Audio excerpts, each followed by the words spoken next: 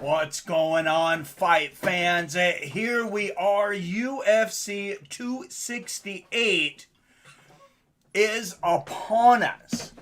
Finally, the rematch. Who do you have? Colby Covington, Kamaru Usman, and the co-main event is another rematch. Weili Zhang versus Rose Namajunas 2. And then maybe the most anticipated fight of the year. It is for me, guys. From the time I told you guys from the time that it was announced, and you guys know I've been going on and on about this fight. Justin Gaethje and Michael Chandler. I think that is just going to be absolute chaos. And speaking of chaos, of course, Colby Covington getting his second shot at Kamaru Usman. There's a lot of prelims, though. There's a lot going on in this card. And thank you for joining me. If you're new here, I'm Seattle Mike, Fights with Friends. We do this. We have a pretty good gang here, pretty good community. We do this almost every weekend. I would say I skip probably, I skip probably 4 fights a year. Hey, is the early prelims not on ESPN Plus, guys?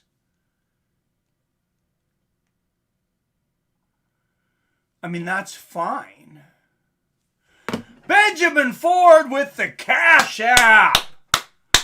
Benjamin Ford putting it down. Thank you, sir. First Cash App donation.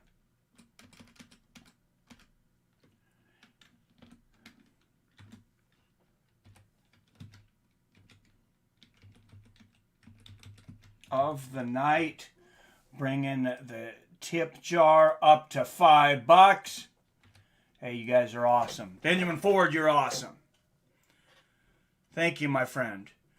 But, hey, Robert Kerrigan in the house. Did you get a reminder? Did you get a notification, or did you just get my text, Robert? I've been texting Robert because no matter what he was doing, he was not getting any notifications. So, I guess at this point, if you're not getting notifications, I mean, look out for it at the time, but maybe I'll just start like an old school email chain or something so everybody knows. I mean, I guess I could post it to my Twitter. Seattle Mike at Fights W Friends. Guess I could start doing that. Definitely make sure and go over there because I will be posting some of the highlights from tonight's fight over on Twitter. Oh, but look at this. PBR Street Gang with the super chat.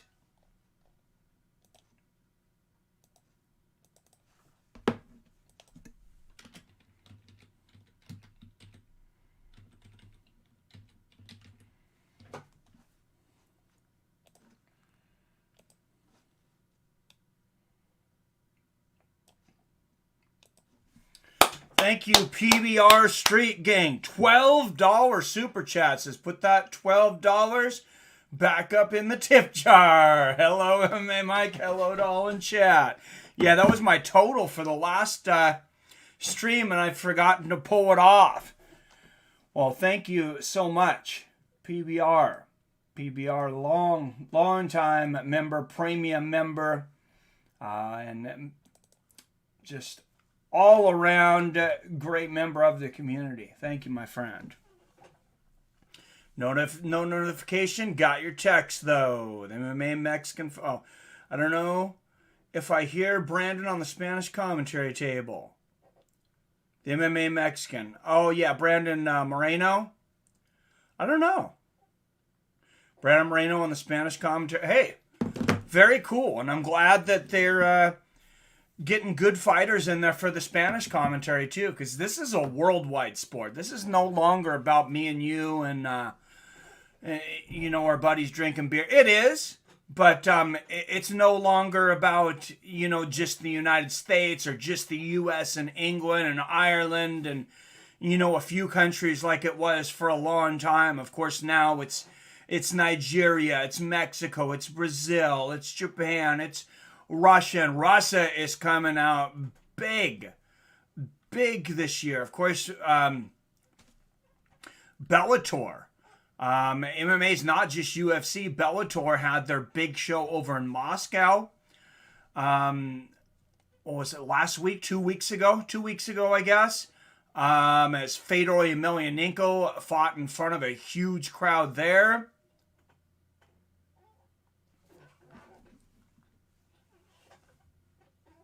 What's going on? Yep, PBR in the house. Poppy. What's up, Javier Ortiz? Excuse me. New Britain Polly says, what's up, Seattle Mike? Let's go. I'm effing pumped. Nice. Yeah, he's on right now. That's badass. Very cool. Very cool.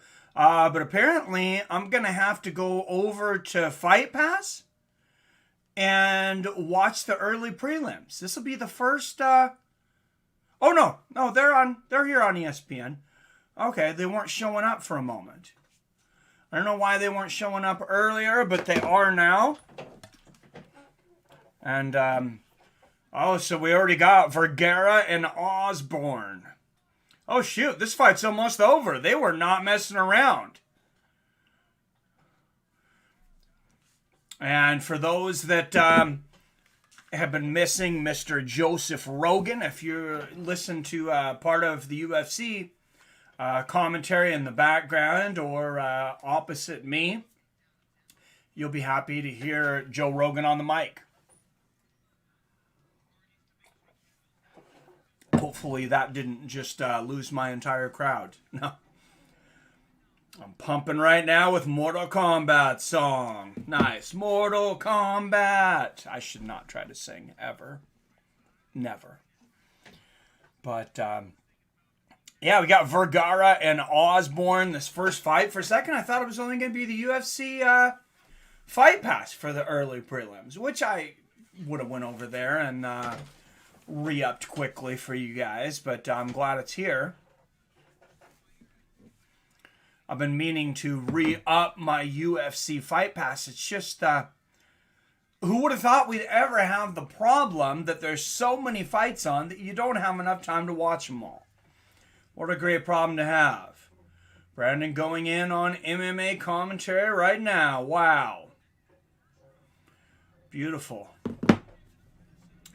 Beautiful. I guess I got to be careful nowadays, though. You know, the rulers there at YouTube, here pretty soon, they're going to ban the word Brandon because I hear people are using it for something else. But probably about all I should say. I'm probably dropping in the algorithm as we speak. But Vergara and Osborne getting it on here into round 3. So I'm just going to put up names for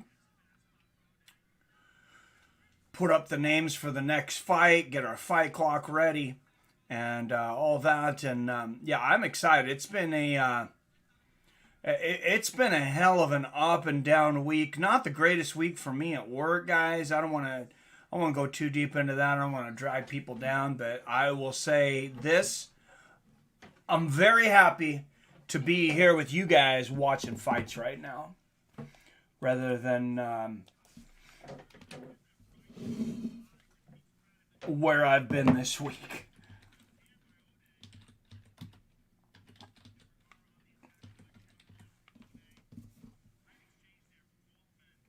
Melzik Baghdasarian. That's going to be my guess until I hear Michael Buffer. Excuse me, I'm really off here. Bruce Buffer. Went back in time there for a minute.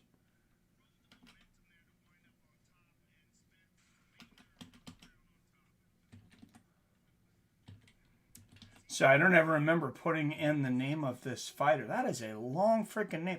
That's got to be the longest name of anybody in the UFC. That's a real name, guys, by the way. I'm not trying to be facetious here or anything. That's really maybe the longest name I've seen in my entire life.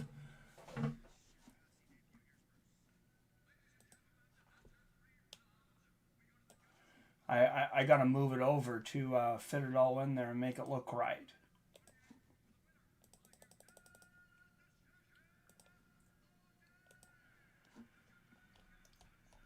All right. A unanimous decision in the first fight for Osborne. He gets the victory. And we will head on, though, to Melzik Baghdasarian versus Bruno Souza. Seems like I've heard that name before for sure. Baghdasarian. I'm trying to remember, though. Man, there are so many. There's so many fighters in the UFC anymore. It used to be I would have never not known any fighter, and now I feel like there's some fighters like I hear a name and I'm like, I'm trying to remember if I called this guy or not, if I watched this guy fight or not. Ever heard of Complex Con? I don't know. Just seen it going on right now. No, what is it? I have no idea. Counting more mailboxes lately, Mike. What's up, Toyota guy? No, luckily for me, have not. Ode Osborne wins. Yes, he does. All right. Bruno the Tiger Souza taking on Melzik Baghdasarian up next. Hey, I think I'm getting that down. I'm going to be disappointed if Bruce Buffer pronounces that name differently. I'm just going to keep pronouncing it the way I did because I like it.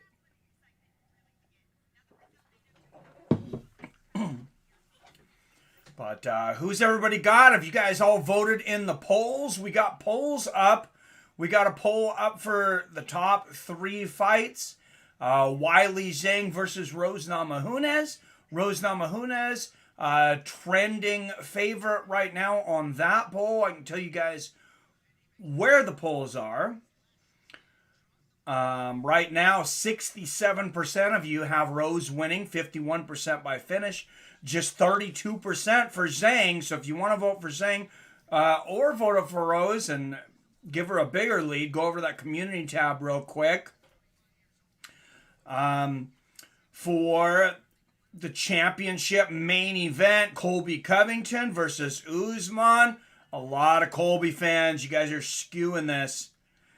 72% of you say Colby Covington. I can see a lot of people who are voting with their hearts. I do that a lot. So don't feel bad if you did. Just 28% of you have Usman winning that fight. Lead percentage, 43% of you have Colby by decision. And then what I will call for this one, the people's main event. It's actually going to be the first fight of the main card. So don't tune out. Or get back quickly because I'm going to be restarting our stream. There's going to be 2 streams. I'm doing something with the algorithm. If we're in the triple digits, I'm not going to stop and restart. But I want to see what happens when people get that notification at the beginning of the pay-per-view. I think people are forgetting when I stream too early. But right now, 61% of you have Gaethje. 52% have Gaethje by finish. And I have bets this week. I'm going to bring out my bet slips.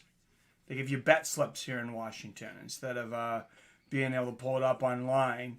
But I have a bet on Gaethje. I have a straight bet on Gaethje, and then I have a parlay bet on Gaethje. I have a bet on Rose Namajunas as well. And here comes Melzik making his way down to the octagon. But I will switch off of that community page, switch back over to you guys. And the chat. Where's the community tab? Oh, let me bring it up real quick. I'm gonna bring it up here real quick These guys will take a few minutes to get fight ready here.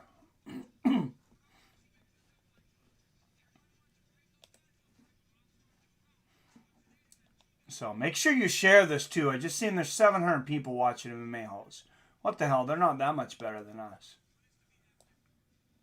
Some people don't think they're better than us at all.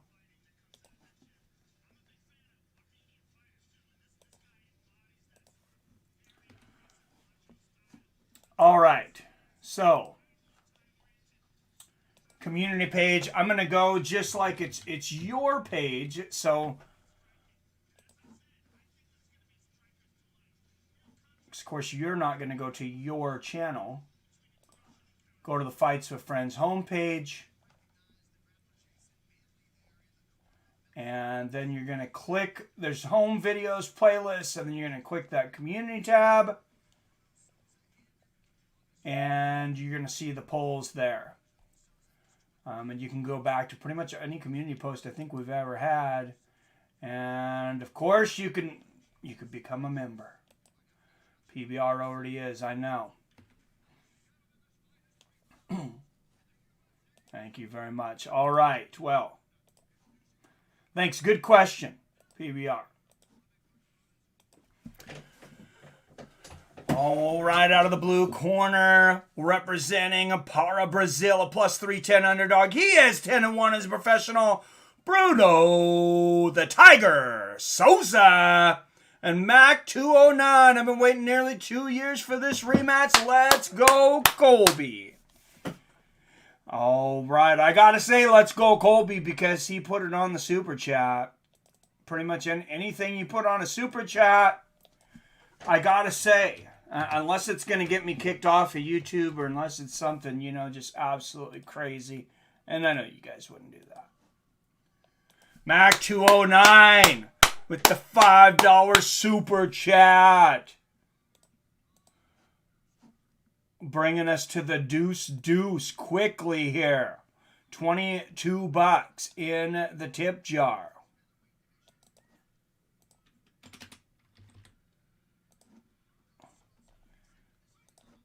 All right, here we go.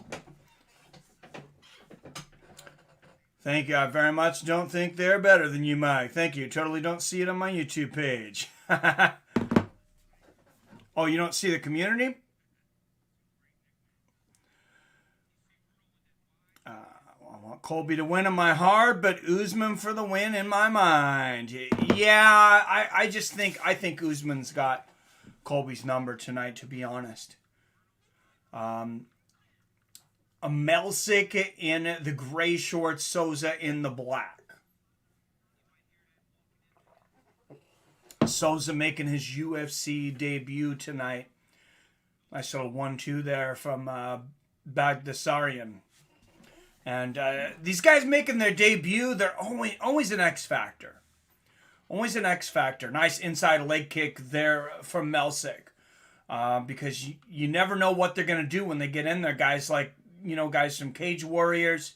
I mean, of course, guys from Cage Warriors like Paddy Pimilton that we recently seen. He had a pretty good fanfare coming in. Michael Chandler out of Bellator. But some of these guys, especially the old LFA champions, I shouldn't say old because LFA is going on right now and it's a great organization. But the former LFA champions coming in, they really surprise a lot of people because LFA does not have the, you know, in my opinion, the fan base and promotion that they should. Oh, Superman punch attempt there for Souza. Gets caught with a right hand, but then lands a left hook afterwards. Nice inside leg kick there from Melsick again. Melsick attacking the legs of Souza early here. Souza, I mean, he is really on the bicycle. He's trying to give Lance Armstrong a run for his money right now. Oh, nice little body kick and a little, I don't even know if I want to call that a back fist. It's like just like a little flick. It's like a little flick of the right hand there from Souza. Reminds me of something, you know, Bruce Lee would do to one of his enemies in a mixed martial arts video. Nice body kick there from Souza. I like the style of this Bruno Souza guy so far. He's highly entertaining. Whether that will translate to a victory here tonight, I don't know.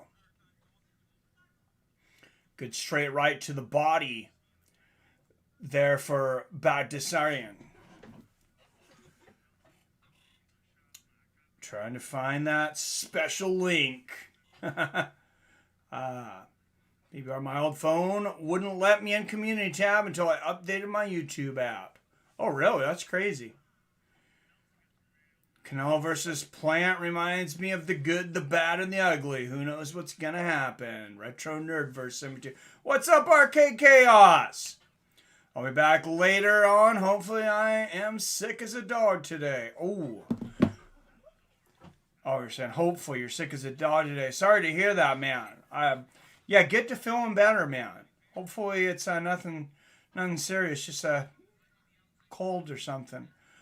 Souza with the single leg. He's got the single leg looking to sweep the other foot of Melsik out here. Melsik landed a good elbow there in the clinch. That one might have been to the back of the head. What's up, Retro Nerdverse? Congratulations, sir. Thank you for the sub.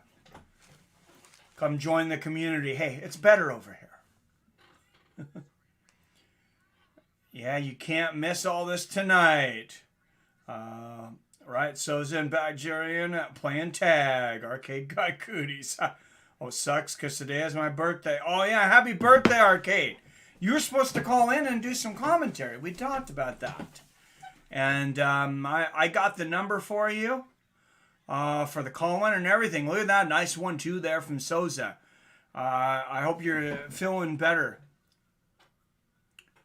But whenever, if you want to call in between fights. Oh, spinning wheel kick there from Baghdasarian.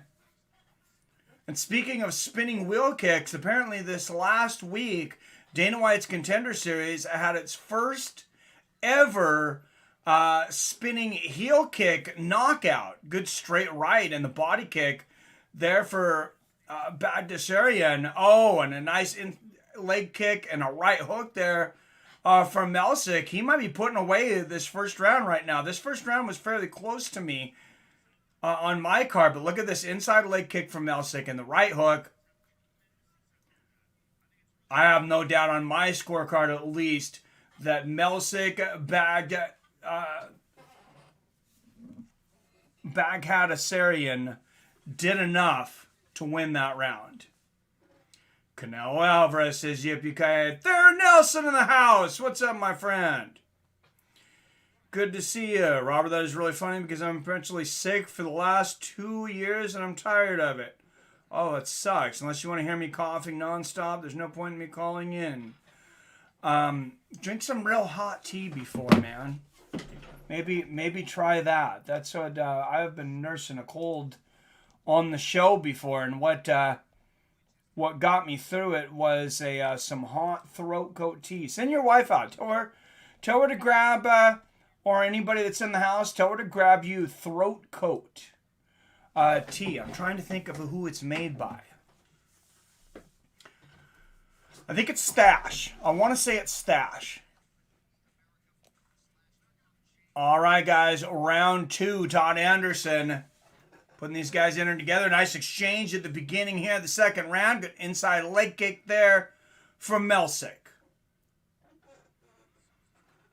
And Souza on the run again. Melsik going up with the head kick. Almost connecting there. Oh, nice little sweep there from Souza. Catches Melsik in a leg kick, but can't capitalize. Can't quite get on top of him. So they're back to the center of the cage. And a great body kick there for Melsik. Oh, beautiful combination there for Souza. And, oh, nice little flick there. That little back flick again. He did it. And Souza saying he got poked in the eye. Todd Anderson apparently didn't see it.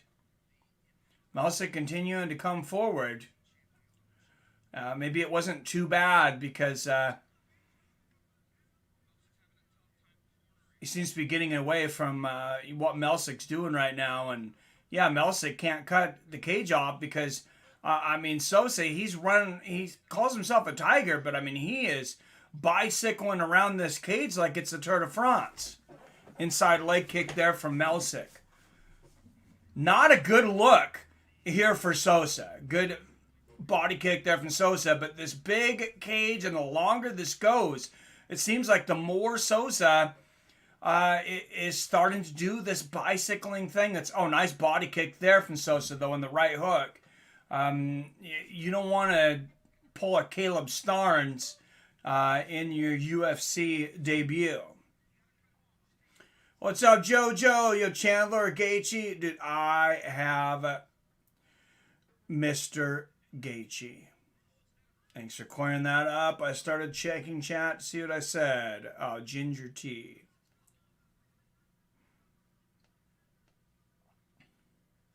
Plant got this tonight. Robert Kerrigan. All right, I'm pinning that. I'm holding you to it. Robert Kerrigan calling the upset. Caleb Plant over Canelo Alvarez. Anybody agree with that? I don't think anybody agrees with that, Robert. No, I'm just kidding. Caleb Plant's a stud. I've been watching that guy for quite some time. Pretty sure I'm having bipolar because I have serious issues right now. I told through my I hate everybody and everybody's stages and it sucks. Dude, you got to call in, man. Got to call in. Theron says ginger tea. Get you a drink of hot tea. Relax, man. Enjoy UFC 268. Good body kick there from Souza in a 1-2. The fam's here for you, though, Arcade. Oh, beautiful left hook there from Melzik. Remember, we're a community of broken toys. We're all jacked up, my friend. That's what brings us together. And Melzik maybe finally cutting off the cage. What a difference this is between the apex, though. I swear this cage looks like it's twice as big. And I'm sure somewhere, oh, beautiful 1-2 there from Melzik. Somewhere, Stipe Miocic is watching this, and he's like, I had to fight Francis Ngannou in that friggin' phone booth, and you guys get a fight in a vineyard? I mean, this thing is huge compared to the Apex. I want to know the size difference. Nice straight right there from Souza. Bruno Souza, he seems to be getting his composure now. Seems to be getting a little more comfortable. I think he had some early UFC jitters. Nice body kick there from Souza. Nice straight right from Souza. If he had fought like this the whole round, I would say he would have won the round. But I got Melzik winning it so far. Nice right hook. Oh, big combination there from Melzik. Great exchanges there. But Melzik getting the better of him. Straight right and a left hook there from Baghdasarian. I put an extra A in there, didn't I? I didn't mean to do that. Oh, a nice left hand over the top from Souza when Baghdasarian throws the inside leg kick. Seconds left here in the second.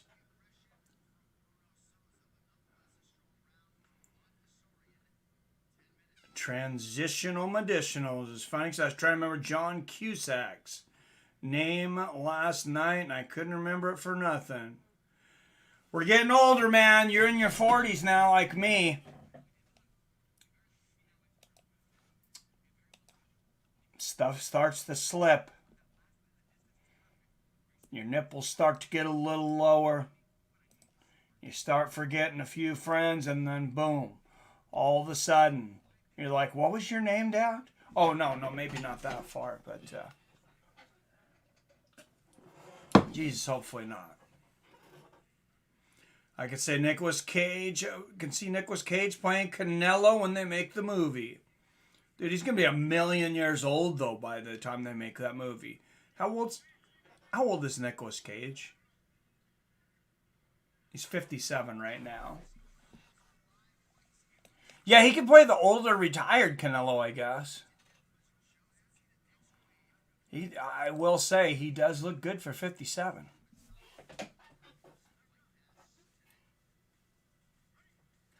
All right, guys, round 3. Touch of gloves, and here we go. Main event isn't until several hours. Yeah, there's a lot of good fights. Oh, about how long until the main events? Oh, dude, the main card starts at 7 p.m. Pacific, 10 p.m. Eastern. So main card's not for 3 hours. Nice 1-2 there from Souza. I'm not with Plant. What strengths does Plant have? You think could work against Canelo? Oh, not familiar with Plant. I'm not sorry. He's just a good, solid boxer. Good, tough guy. Oh, nice right hook there from Souza. He brings a lot to the table, in my opinion. No.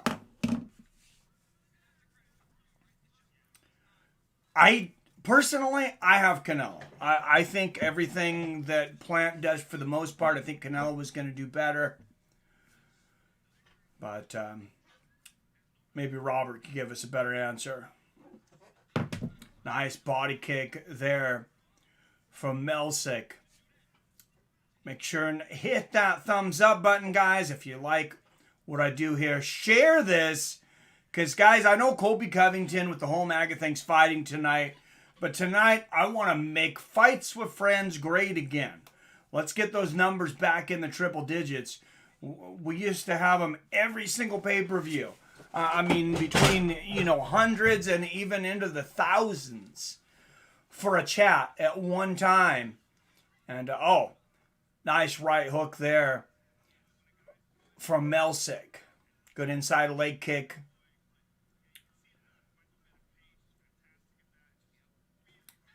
Oh, and Souza coming in, walks right into a right hand. Looked like he was maybe thinking about throwing a flying knee there, but he hesitates, and that's what happens when you hesitate. You get popped right in the face.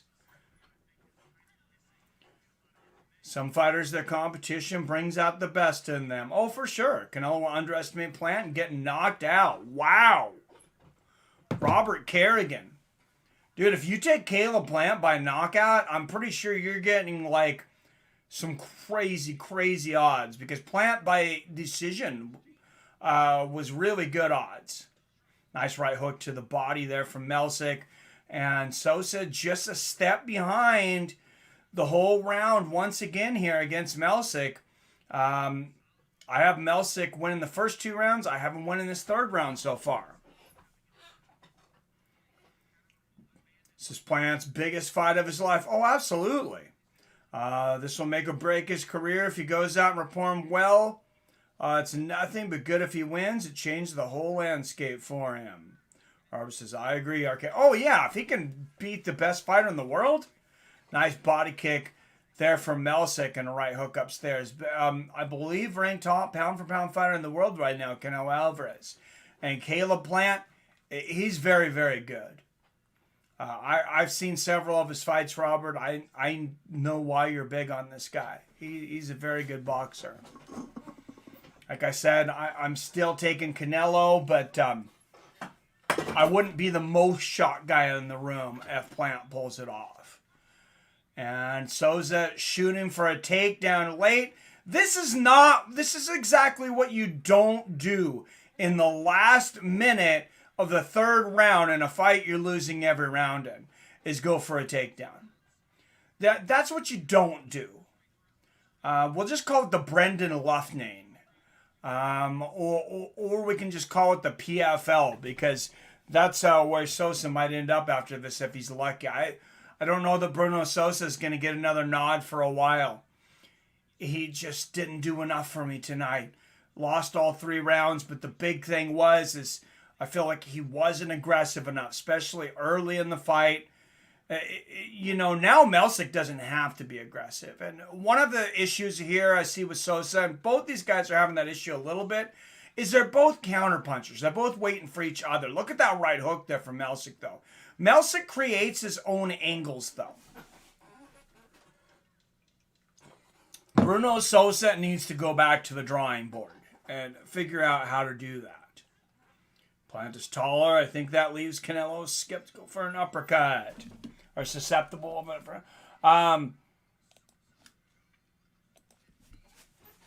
Makes sense. Yeah, no, Canelo could definitely land an uppercut on him. Mike Tyson, of course, coming in at 5'10". He hit a lot of those guys landed a lot of uppercuts. One that comes to mind when you say that, I believe, was Frank Bruno. Frank Bruno was 6'5", and Mike hit him with a crazy uppercut that sent him into space. Same kind of thing with Trevor Berbick. Trevor Berbick was quite a bit taller too, and Mike landed some good uppercuts in that fight. So we'll see. Uppercut is my favorite punch in boxing. I just think of more boxers through more uppercuts. You'd be surprised how many would land. I'm always thinking that every fight I watch. Yeah, I like the uppercut, man. And it's one of those things is every fighter's kind of got their version of it. Some guys are more like straight up the middle. And some guys, throw the angle more like Tyson did. Lennox Lewis, he used to throw a weird uppercut like right through the middle, right through the guard. And he actually caught Tyson with that quite a few times. Maybe that's more effective for a taller guy. If a taller guy is going to be landing the uppercut. I wasn't here, but how about Glover Teixeira? I'm super happy. Oh, yeah, that was huge, man. Congrats to the old man, Glover Teixeira. Mike Tyson had one of the best looking rushing uppercuts in the game. Oh, absolutely, man. Absolutely. Him, and yeah, you can go back to a lot of shorter fighters. Mike Tyson, of course, like you said, Jack Dempsey, which Tyson studied a lot. Floyd Patterson, similar body frame. Floyd Patterson, who was the youngest heavyweight champion before Mike Tyson, actually under the same trainer, which is a crazy thing. And then, of course, Rocky Marciano, all guys under 6 feet tall with great uppercuts. Also, I'd throw in David Tua.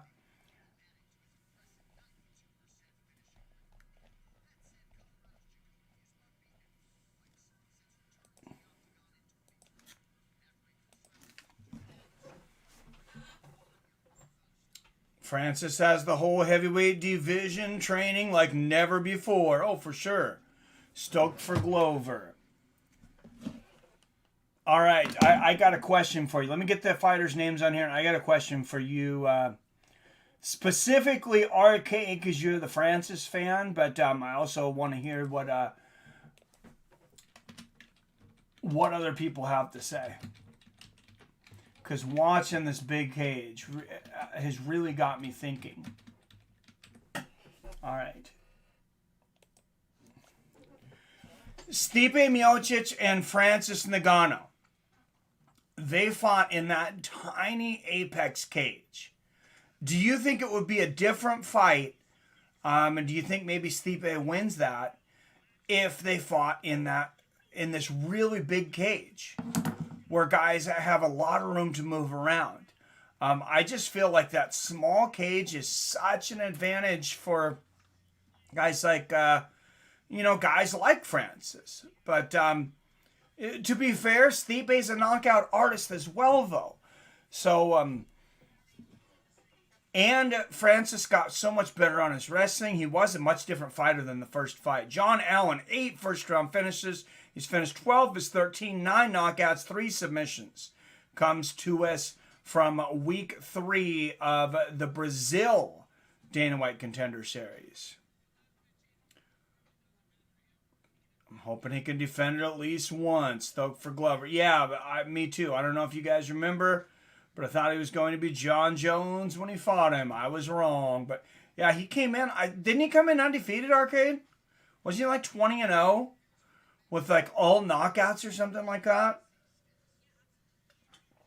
I know he was known for being an incredible boxer when he first came in to the UFC. Now he's an all-around mixed martial artist and wins the championship on a submission, on a choke.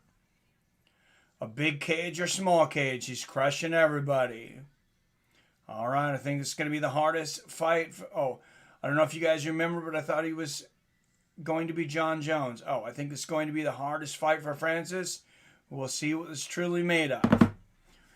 I'm going to say one thing right here, and you can argue with me, but this is what I believe. If they fight in that Apex cage, if they fight in a small cage arcade, Francis Ngannou knocks out Jon Jones at least 8 out of 10 times, probably in the first round, probably pretty quickly. Jon Jones has never felt anything like that.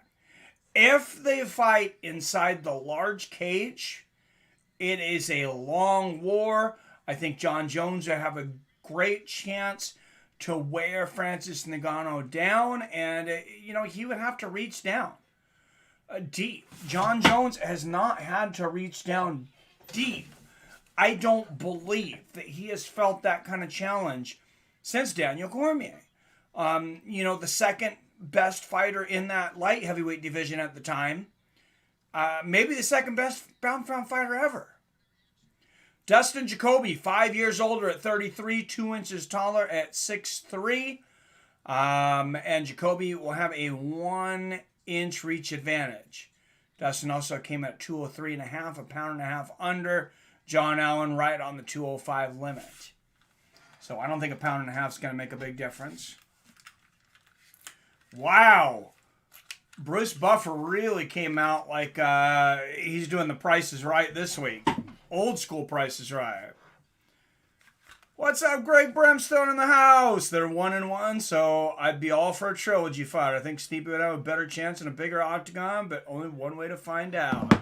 For sure. All right, representing Curitiba, Parana, Brazil. He is a plus 300 underdog, John Allen.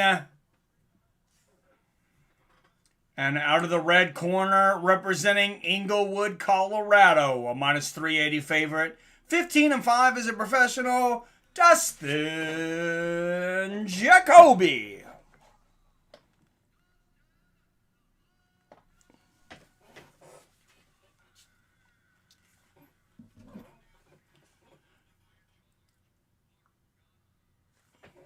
All right, Mark Goddard will be the referee. Now, you might be right about Francis crushing everybody, despite the size of the cage arcade. I just think it's a much, much different fight. I think that's a huge advantage for him. And he's already got a lot of huge advantages. Hope Jacoby gets the KO. What's up, Zero Bob? All right, here we go. Jacoby and Allen. Inside a leg kick for Allen early. Let's see if Jacoby will get that knockout. Jab lands for Jacoby. Outside leg kick for Allen. Jacoby the aggressor here early. Inside a leg kick. Allen's got to be careful to not back up into the cage. Eats a right hand. If Jacoby cuts the cage off on you, you can be in trouble. And good exchange of leg kicks there. Oh, nice little uppercut there from Jacoby. There you go, Arcade. Good left hand there from Dustin. And John Allen back up on his heels, eating leather early.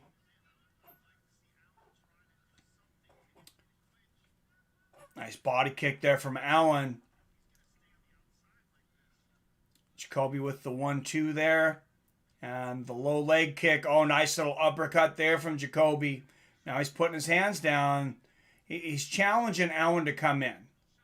A good straight right there from Jacoby and the outside leg kick. And you're starting to be able to tell here pretty early why Jacoby was such a big favorite coming into this fight. Nice straight right there from Jacoby. And the reflexes, everything is just better right now for Jacoby. A great body kick, straight right. And, yeah, he's already puffing up Allen's face. Nice outside leg kick there from Allen. But Allen, he's not a guy that's going to knock you out backing up. And maybe Jacoby knows that from watching tape. But he is going forward and cutting the cage off early. Oh, nice right hand right after I say that from Allen.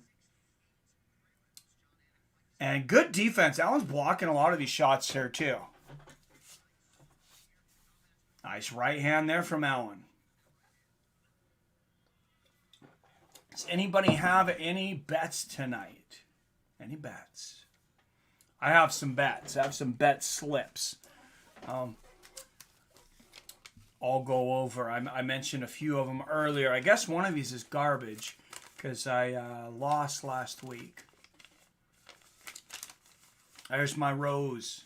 I got Rose Namajunas against Weili Zhang. This is for a later one. I got Max Holloway over Yair Rodriguez. Then I have Max and Gaethje. I got Gaethje at -180. He's 210 now, so I guess I got a pretty good deal on that. Head kick there for Jacoby, but I have a Gaethje and Holloway parlay there. So I have to wait for one on that one. There's the one I lost. I had Sandhagen against Jan. Garbage. Oh, nice 1-2 there from Allen. But a good right hand from Jacoby. Another 1-2. Jacoby, he's just a lot better than Allen, seemingly. But a good body kick and a left hand from Allen. I mean, he's definitely, definitely fighting a competitive fight. Jacoby. Oh, there's a good shot there from Allen.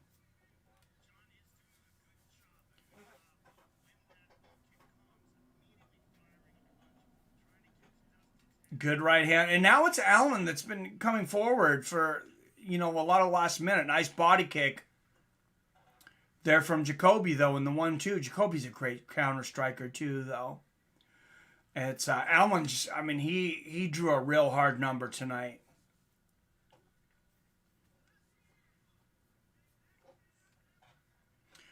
If Allen's going to catch Jacoby, though, see where he's backing up there, and Jacoby really overextended and left himself open. If Allen can catch him, maybe with a kick on one of those transitions, I think he's got a chance to catch Jacoby. Nice left hand there for Jacoby. Inside leg kick from Allen.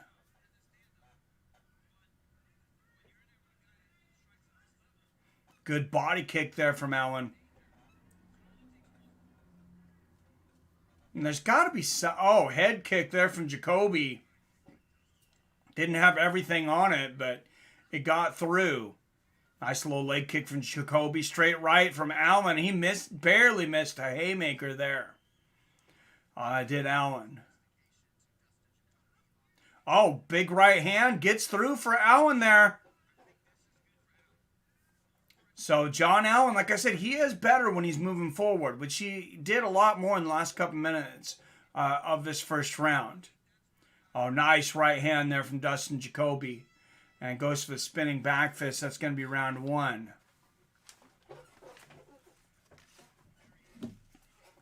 What's up, J Dig in the house? Good to see you, man. 9 out of 10 fights. Stipe beats Francis. Wow. That's big, Robert. They're 1-1, a trilogy fight. I read about that. But yeah, I think they should fight the third fight in a bigger cage. Yeah, now that Francis can stop a takedown, it's hard to think of anyone that can beat him.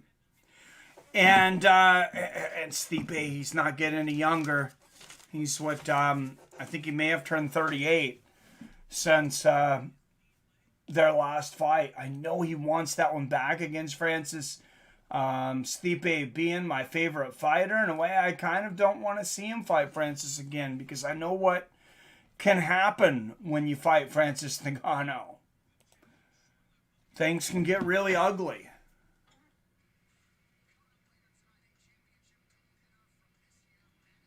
Rich, oh jeez. I like that I look like a rich person, I guess. Ready, Joe? I don't know. I look like a rich person?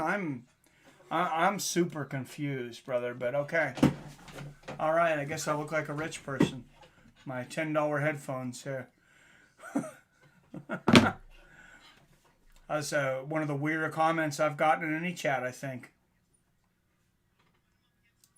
Nice straight right lands there for Jacoby. And you could see Allen, maybe a lot of butterflies that first round. But, he has the look of nervous energy on him. The sweat and he just looks like he's been through a full fight. Straight left there lands for Jacoby. Jacoby looks fresh. Allen's definitely broken a sweat, though. Good outside leg kick there from Allen. A good straight left from Allen. Straight right lands for Jacoby.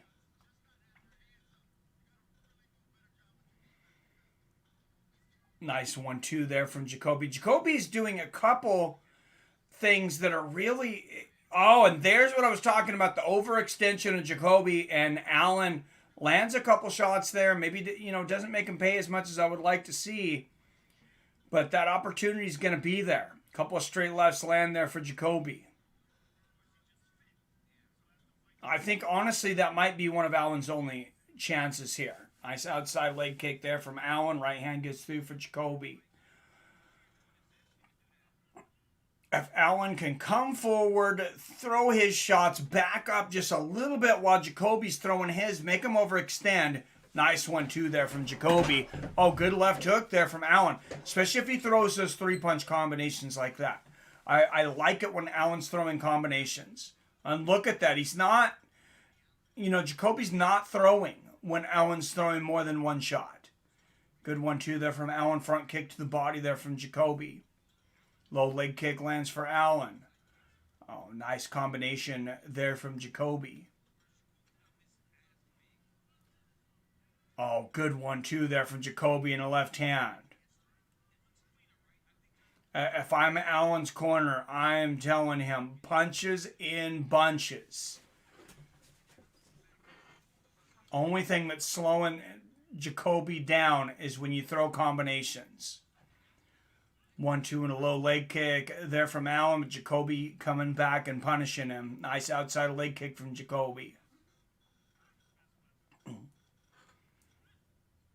Good straight right there from Allen. Much better round for Allen. Like I said, I think he had a lot of nervous energy in that first round. I think he got a lot of it out. And he's doing what he needs to be doing, which is coming forward. He eats a left hand as he's come forward, but he's cut the cage off here. He let him out, though. Live odds now. Dustin Jacoby just went to minus 700.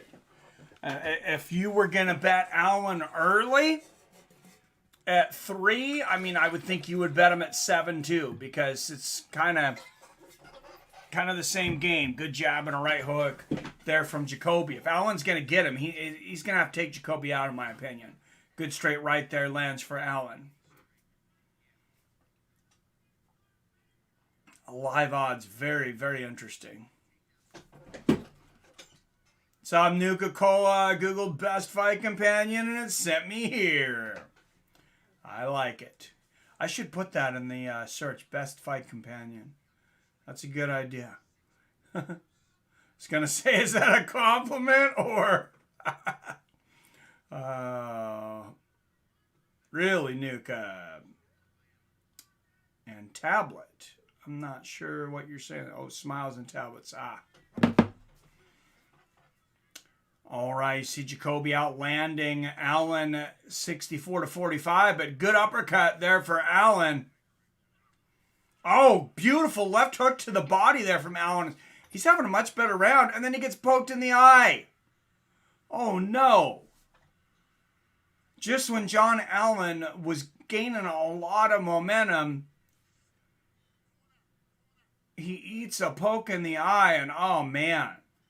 I wouldn't venture to say Jacoby does that on purpose, but he does a lot of this where he's reaching forward with that front hand, and that time he reaches forward, and unfortunately for John Allen, John happened to be coming in and takes a finger to the eye. I think he's going to be okay here. I know referees have been taking away points much earlier in fights, though. All right, that's going to kill the fight clock, so I will count you down. 27, 26, 25, 24, 23, 22 in the second. Good front kick to the body there from Jacoby. Oh, Allen catches him with a combination there. I like the way Allen turns over his punches on the inside, too. He needs to cut the cage off. He needs to continue to throw the combinations. I think Allen had a much better round there. And I think Allen won that round. Am I the only one that gave him that round? I really think it's a round apiece. Robert says a thumber. John Allen can turn his career around right now in this third round. And John Allen's corner is telling him you have to put some volume on him and take him down and submit him. We've lost 2 rounds. So if they think he's lost 2 rounds, I think he very well may have. But honestly, I thought he did just a little bit more in that second round. I have it around a piece. All right, I'm not crazy, Robert.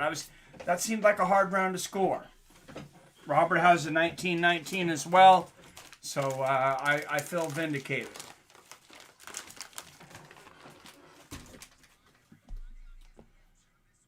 Sometimes I get through a round and I was like, man, who won that round? Did I pay enough attention? All right. Final round could be a round apiece. And as we just seen, for those bettors out there, we had a live odds Jacoby minus 700, which I think it was plus 400 and something on Allen. Head kick early here from Jacoby, though. Oh, nice outside leg kick from Allen. And I think Jacoby's got to know that he might have lost that last round. Oh, nice right hook over the top there from Allen. Good body kick from Jacoby. Beautiful right hook there from Allen. Another right hook from Allen. He is really starting to time Jacoby. See, the one thing that I talked about was Jacoby overextending, and Allen's starting to time him. A good outside leg kick there from Allen.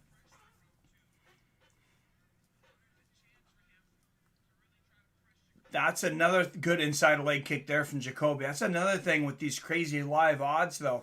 It's like you got to try to guess what the judges are thinking, and that is very risky to say the least.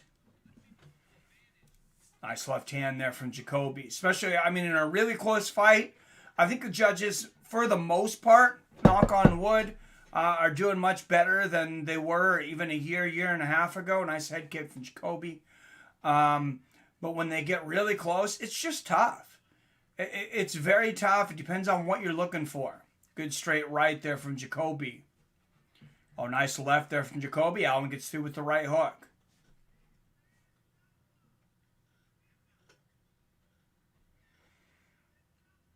Another good straight right there from Jacoby. I've went through a lot of what Allen needs to do because it seemed like Jacoby was the hammer early. Let's talk about what Jacoby needs to do.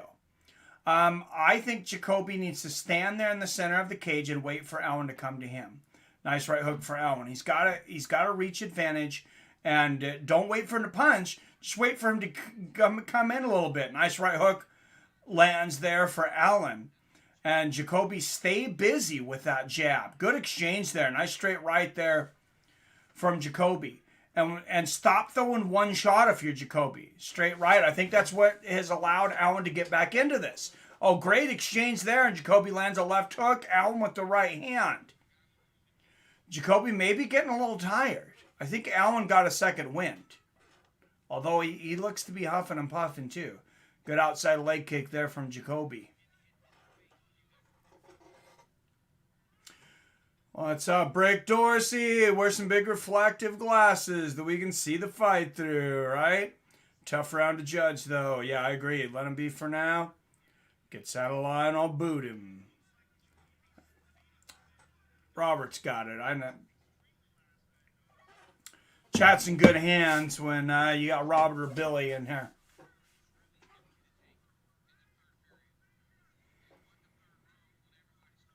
Couple good straight lefts there from Jacoby. Good combination there from Allen. And there's Jacoby throw the combination.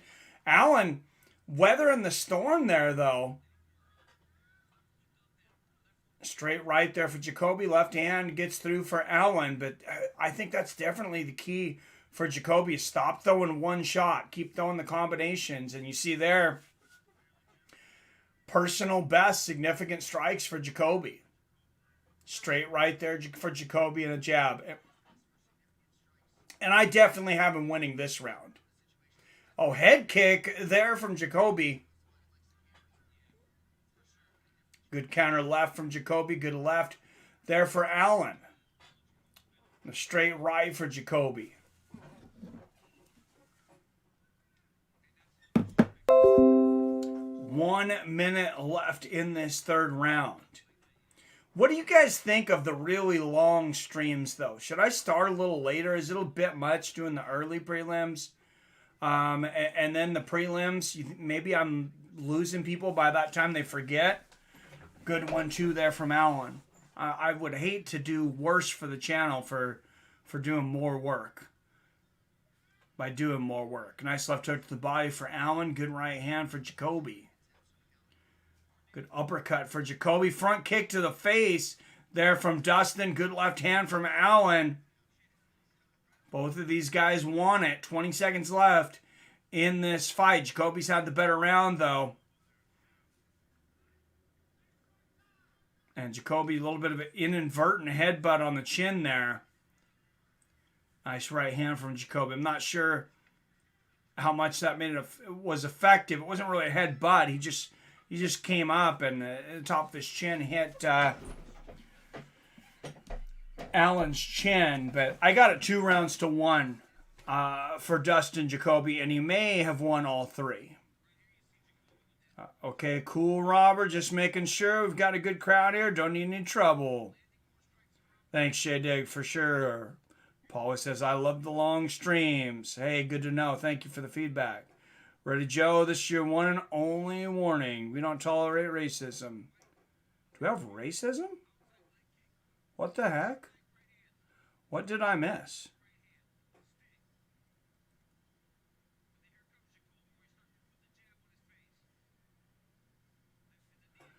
Oh, I guess you must have removed it, Robert.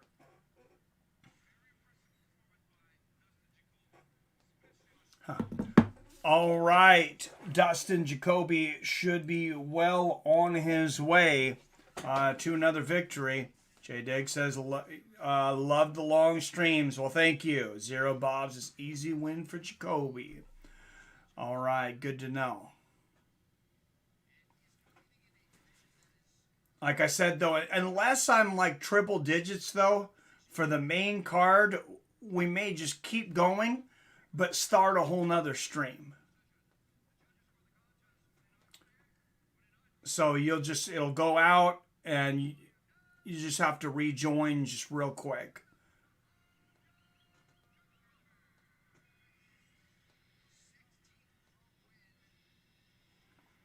All right, an easy unanimous decision there for Dustin Jacoby. And I guess you would call this the main event of the early prelims. We got Gian Villante taking on Chris Barnett at heavyweight.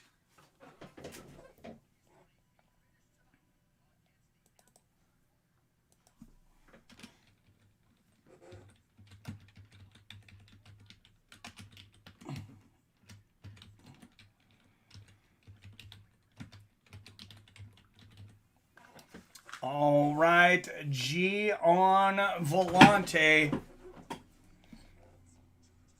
fighting in front of his home crowd here in New York for the first time. This, and of course, in Madison Square Garden, where some of the most popular fights of all time have happened in Madison Square Garden. Used to be the fight capital of the world. Chris Beast Boy Barnett. That is a big boy. Chris Barnett, that is a big, big boy. Representing Zaragoza, Spain. I'm not trying to be mean here for Chris Barnett, but with that belly, it looks like he could make middleweight. And he's fighting heavyweight. Dude, wow, Chris Barnett, I think he might have used up all of his energy right now. That was like a 1.5-minute scream and dance there. I just pushed Chris Barnett's odds down. Seriously, he just used a lot of energy doing that. He's got a lot of adrenaline. Seems like he's feeling good, but I mean, maybe he gets a quick finish, but good luck keeping that up for 15 minutes.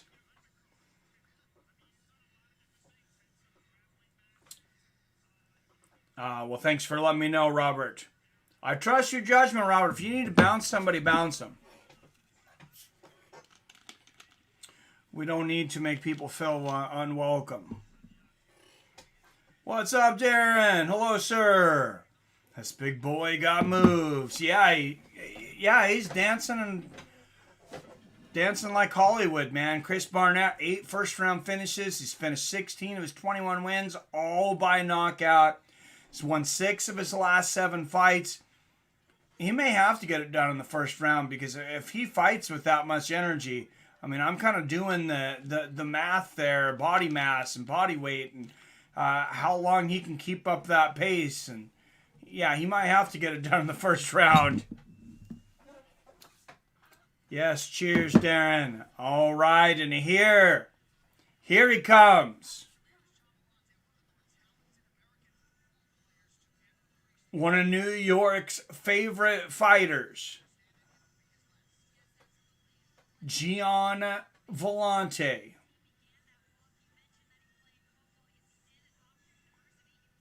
Born in Levittown, New York.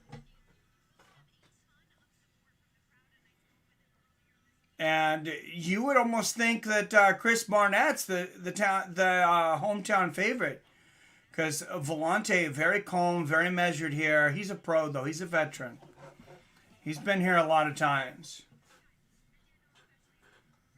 Iaquinta versus Green could be sleeper fight of the night. I agree, J-Dig. I agree. What you been up to, Darren R? Hadn't seen you in a while, man. Good to know. UFC flip-flops. You can get them anywhere. $5 flip-flops. They painted UFC on there. Get them for $60 at UFC.com. No. Gian Villante, former Ring of Combat heavyweight and light heavyweight champion. He's finished 12 of his 17 wins, 10 by knockout. So, I mean, basically what these stats are telling us, guys, is we should not have to worry about judges for this fight. And Robert agrees. Hey, we got the 3 of us. Gian Villante, a year older at 6'3", and look at Chris Barnett weighing in 264, 5'9", 6 inches shorter. But Villante will only have a 1-inch reach advantage at 76 inches. Chris Barnett, he's got a weird body type. I mean, who knows what to expect here? All right, first out of the blue corner. With 21 wins and 7 losses, representing Athens, Georgia. He is a plus 110 underdog, 5'9", 264 pounds. Chris Barnett.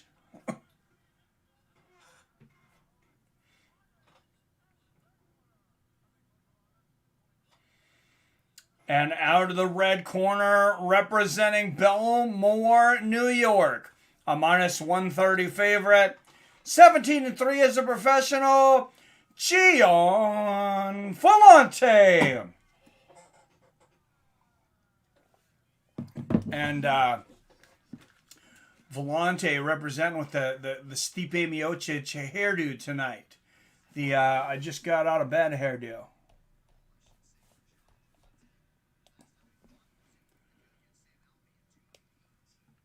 All right. Here we go. A touch of gloves, and I expect Chris Barnett to start very quickly because that fat can only jiggle for so long.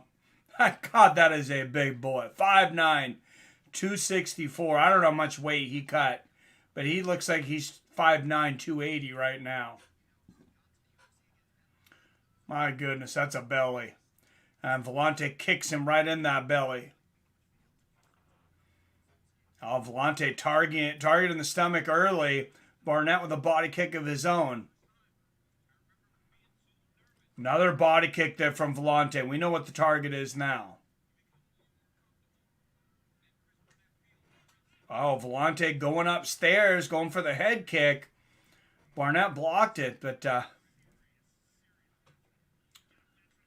Oh, big body kick from Villante. The outside body kick and then right up the middle. Good outside leg kick there from Barnett. Like I said, even though Villante's 6 inches taller, literally, Barnett has a pretty long reach. He's only got a 1-inch reach disadvantage tonight. Good job there from Barnett. Blocks a head kick. Front body kick gets through, though, there for Villante. Oh, and Barnett falls off balance when he lands that leg kick and eats another body kick. Yeah, when you get up older like that, 35, 36, I don't know as a professional fighter, really how much extra weight you can carry like that. I mean, Chris Barnett, he is beyond Roy Nelson. Good body kick there for Villante. I'm not trying to be mean here, but, it looks like Chris Barnett ate Roy Nelson. That's a big belly.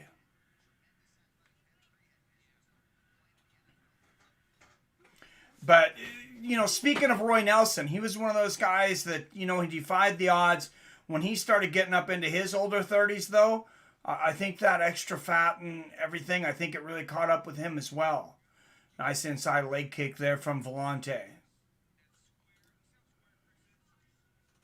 Oh, and there's the body kick from Barnett. He says, how do you like it, big boy? I can kick you in the belly, too. And Villante with another body kick and the inside leg kick. So Mike and crew, should be a very entertaining evening. What's up, Crypto Keeper? Crypto in the house. Hey, Crypto. I had some of that Shiba Inu. I wish I'd bought more, but I was up 1,000%. So I sold 90% of my holdings, and I'll let my last little bit ride. Nice right hand there from Villante. Good left hook. Gian Villante, he's turning on. He's picking his shots. Good left hand there from Villante. Barnett pushed his way inside, but not able to get anything going there. Minute 40 left in the first.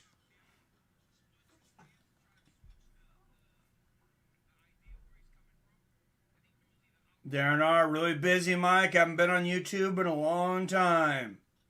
Yeah, I'm sure you got more important things going on, man. I hear you. I've been busy at work, too. I'd like to make a lot more videos. It's more fun. It doesn't pay very well.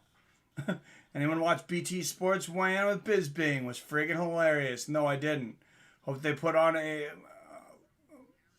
fight motion of this when he gets hit. She can watch the fat jiggle. It's hilarious. Ian Garry on the early prelims. The normal must be the normal because this is the last early prelim. Oh, Villante going up with the head kick there again.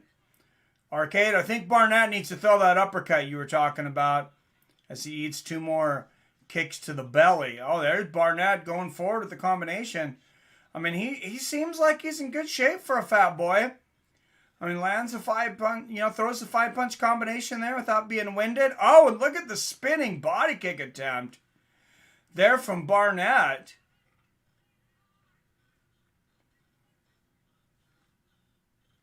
Big boy has some movement.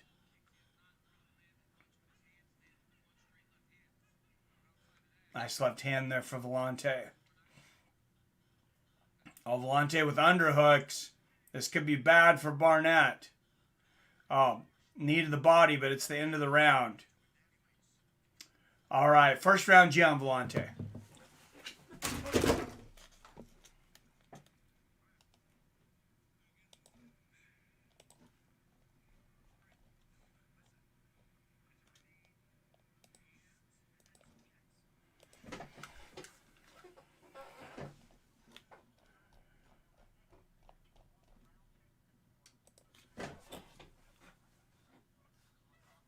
Villante's corner is throwing him telling him right hand round kick. So it's a combination I think they've been working on. Isn't that weird how you can have a big belly but still have elite athlete conditioning? Yeah, I think a lot of it's so much genetics. And I was listening to a podcast. I can't think of the guy's name, but he wrote a book recently on 2 meals a day, and I know he's done a lot of stuff on keto. He's the guy who he sells the Primal Kitchen stuff, which makes a great chipotle mayonnaise. And anyways, he was talking about how our bodies adapted to carry all that fat in our stomach and our thighs because we didn't know when we were going to be able to eat again. So it's like this big reserve energy tank. So, I mean, I wonder if some of these bigger guys are able to use it just as that. Front kick to the body there again from Villante and Daniel Cormier. You know, he very rarely was in, elite shape. Nice leg kick straight right and leg kick to the outside from Barnett. That, his cardio was never an issue. Good left hand there from Barnett. The only thing you could say was, Stipe Miocic was able... wow! Fugen! Chris Barnett throwing the flying spinning wheel kick. I think I need to stop making fun of this guy for being fat. Nice outside leg kick there for Barnett. Dude's got hops. That had to have taken a lot of energy, though. It had to have. Good body kick there for Gian. And good outside leg kick there for Villante. Good body kick for Barnett. If Villante gasses out before Barnett, I will be awestruck. All right, 30 up in here. We're slowly growing. Everybody, please hit that like button. If you're not able to chat, it's because you're not subscribed yet. You can take care of that real easy. Hit that subscribe button. And then you can get inside the chat with his head kick for Villante. Barnett blocked most of that, though. Chris Barnett's kind of starting to win me over a little bit. Inside leg kick for Big Boy. I'll stop calling him fat. I'll just call him Big Boy Barnett. Good check there from Villante.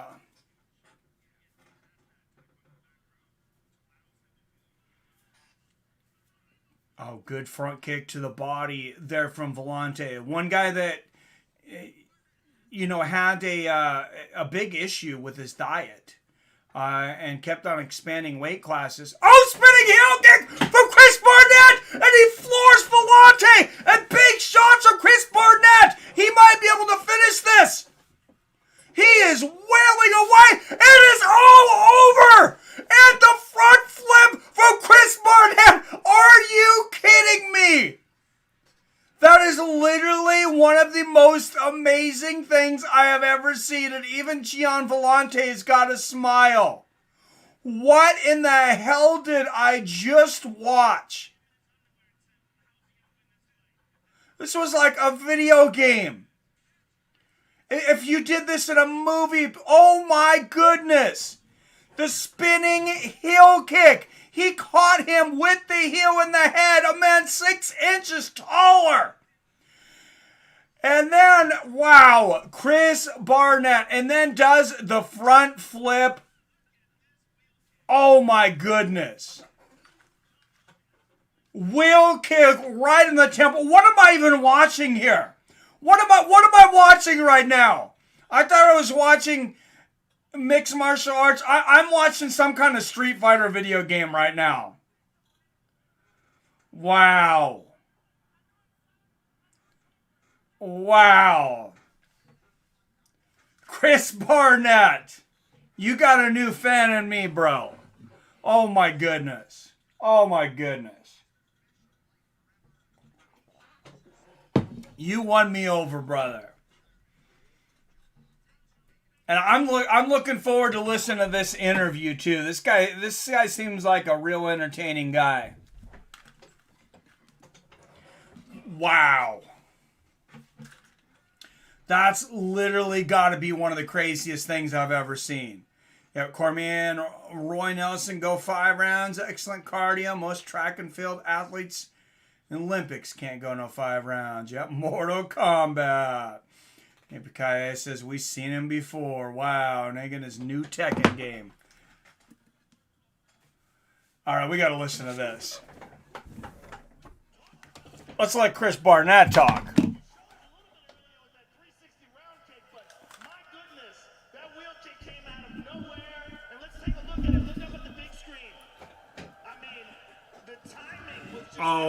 guy, and if you're not able to see this, I've got to. I will put this on my Twitter. He says that freaking and big boy moving around lands the heel to the head of Villante, and then he just goes nuts. Chris Barnett finishes G on Villante. What in the world? And then the front flip. Oh my goodness. That's a 10. Wow.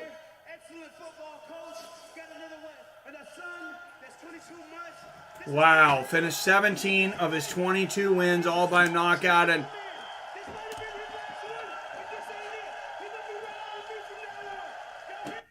wow, and Chris Barnett giving respect to his opponent, Gian Villante, winning over this New York crowd. This dude's getting a standing O. Wow.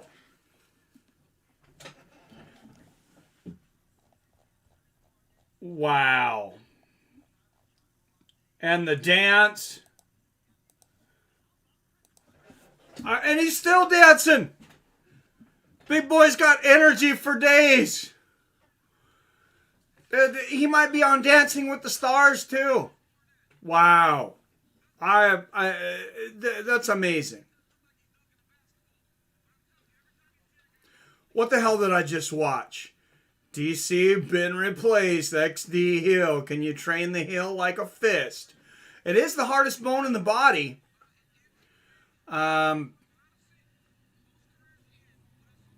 He says his heel hurts like hell, though. Wow, poor Gian Villante, though.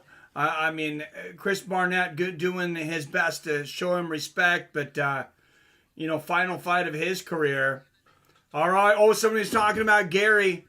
This guy coming up. There is one more fight. Give Barnett $50K. That's not a loss. Bravo. Right? Oh, Fight Night Miyagi says Polka Dot Luna, Cadena, Ocean Protocol, Akala, Sandbox, VeChain Crypto. Buy them up. OMI is nice as well. Dude, you're buying everything. Mike, who you got, Usman or Colby? I got Usman, man. I think he's gotten better. I think he's leveled up. He's leveled up, as Israel Adesanya would say. Colby's good. Usman, he's nearing great. The guy's really good. That's not saying that Colby can't win tonight. I think Colby should wrestle tonight.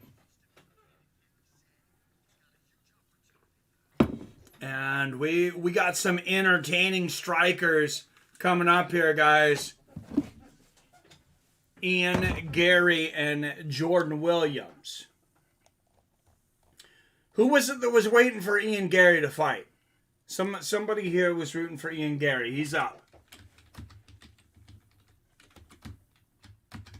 Versus Jordan Boomaye Williams. I like the nickname there. Ali Boomaye. That was crazy. Dude, what's up, Clavin? Dude, was that not like some of the craziest stuff we've literally ever seen in the octagon? That was absolutely insane. If you guys did not see that, wow.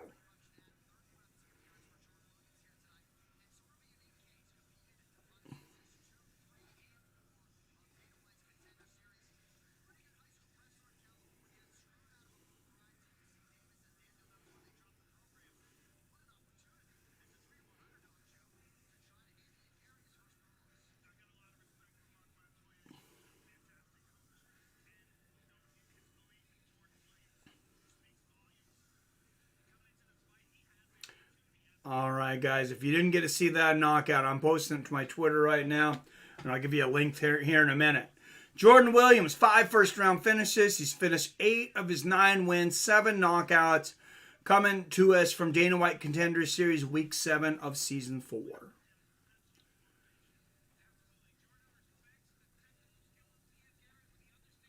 Chris Barnett, though. What a wacky dude. What a wacky dude. That was incredible.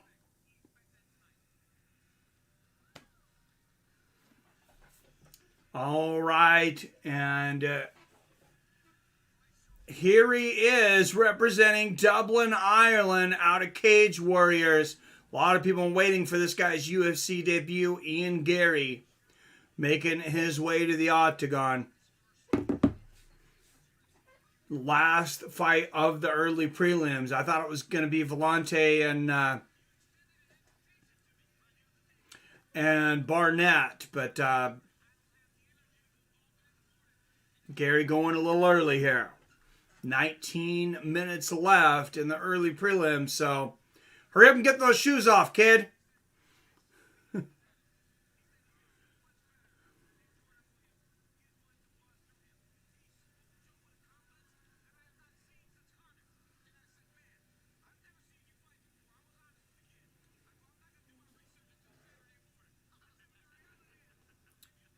All right, guys, I'm going to...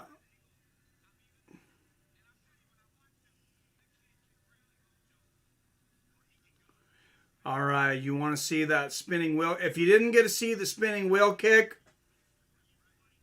there it is. Check that out on my Twitter. Who's Barnett's striking coach? Give that man a raise. I'm not sure. Ian Garry, undefeated. This is UFC debut. He's the former welterweight Cage Warrior champion. He's finished 5 of his 7 wins, 4 by knockout. This kid's been brought along pretty quickly. Like you said, already a champion, just 7 fights on his record. Omi is my homie at fight night. All right, I'll check it out, man. What do you think of Shiba? What do you think of Shiba Inu? Has it ran its course? Like I said, I sold 90% of my holdings. I'm going to wait and see if it dips again and comes back up. If I get a good dip here quickly, I'll buy back in. Jordan Williams, 8 years older at 31. Ian Garry, 2 inches taller at 6'3". And Jordan Williams, I have an inch reach advantage at 75.5 inches. 23 is very, very young for an MMA fighter. As you guys know, it's very just... a lot of guys are just cutting their teeth in the fight game. Definitely not to UFC level. All right, fighting out of Inglewood, Colorado. He is a plus 310 underdog. 9-5 as a professional. Jordan Boomaye Williams.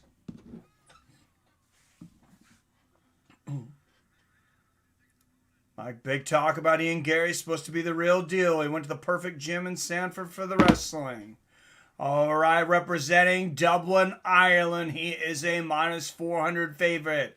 Undefeated at 7-0, presenting the Cage Warrior former welterweight champion, Ian Garry. Let's see if this kid can put on a show or if Jordan Williams can spoil his party. Mike Beltran will be the referee for this one. One bettor is backing Jordan Williams at $3,000. Potential payout $12,300. According to DraftKings. Somebody bet $3,000 on Jordan Williams. I wonder if they hit the wrong button. I mean, we're about to see what... I don't know why this guy was that confident, but that's pretty confident. Nice inside leg kick for Williams to start this off. I guess it depends on how much $3,000 is to you. It's a lot of money to me. I ain't got $3,000 to be betting on any fighter. Oh, good right hand over the top and a 1-2 from Williams. And that Williams money looking good in the first 30 seconds. Good inside leg kick from Williams. And Jordan Williams throwing straight punches right down the middle, keeping his hands up. Measuring a bit. Good inside leg kick there from Williams. And Garry, I mean, I know he's been a champion in Cage Warriors. You got to have some butterflies being first time in the UFC. Oh, and Garry eating combinations with his face here. Jordan Williams eating him up and blocks the head kick from Ian Garry, and Garry maybe getting a little frustrated and emotional there. You can tell he looks pissed. He might have broke his nose too. I don't know. It's red. It's hard to tell. Some guys' noses are easier to break than others. Good right hand there from Garry. Now there's some head movement. Maybe he underestimated Williams a little bit. Ducks under a combination. We'll see if Garry can get warmed up here and show a little more than he did in that first 30 seconds to a minute where he was eating everything Williams could throw at him.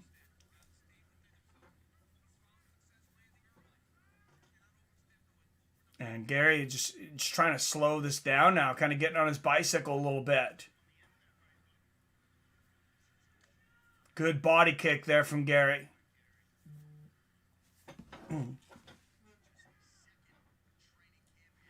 And somebody on Twitter just said, knockout of the year on my Twitter, on the video there for Chris Barnett. It could be. It could be. Most unexpected knockout of the year, I'll tell you that. Oh, and Williams misses all those shots and then kind of falls face first, decides to go for a takedown. He's like, hey, while I'm down here. Heard that before. But, and thank you for the retweets, the likes and the retweets there on Twitter. I think Canelo underestimates Plant, gets caught with a hook. What's up, PR? PR says, I got Chandler. I can't believe they're starting off the night with Chandler Gaethje. That's the main event for me. Oh, Robert Canelo will KO him. Yeah, I don't know. Yeah, it's a crazy way to start off the fight. I don't know what the thinking was on that. Nice knee to the body there from Williams. My thinking was, though, when I seen that, I was like, hey, at least I know that, the stream's probably not oh, good knee there from Garry, but a good left hook from Williams. And that guy that bet $3,000 on Jordan Williams, he's got to be pretty happy with the first round so far. Good knee to the body there from Ian Garry, a knee upstairs in the face. Williams looks to be sucking wind now, though. Williams with one underhook. Oh, good knees here from Garry, though. You see that kickboxing pedigree coming through. Oh, big right hook on the break there from Garry. Oh, and that busted him up, and he is covered in blood now. Oh, and it's mostly coming from Ian Garry's nose. Well, I talked about earlier he might have a broken nose. I think there's a good chance. He's definitely bleeding out of it. Good left hand there from Garry. He's got to make sure not to blow that nose. You guys know what happens when fighters do that. Good 1-2 over the top from Williams. To Garry lands the low leg kick there. Oh, beautiful straight right there from Garry. And Garry making this first round a little harder to score here. Williams started off good. Nice 1-2 there from Williams, though. Garry going for another head kick. Williams catching him with the left hand. What an exciting first round. Can we think of a guy that's came over from Cage Warriors that did not have a dramatic first round, their first fight in the UFC, and head kick from Williams?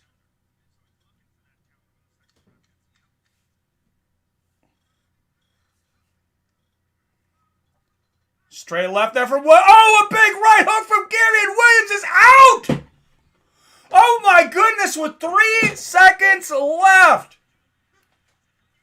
Ian Garry, and I was just talking about every guy from Cage Warriors has a dramatic first round. It seems like when they first come to the UFC, Ian Garry, maybe the most dramatic of them all.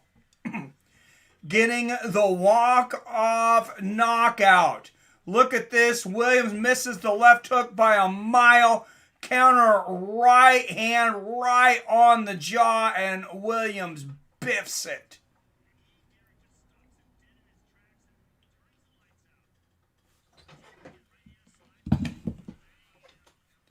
Wow. That was crazy, and I'll put that up on my Twitter. Boom. Williams missing big with the left hook, and the right hand lands there for Ian Garry.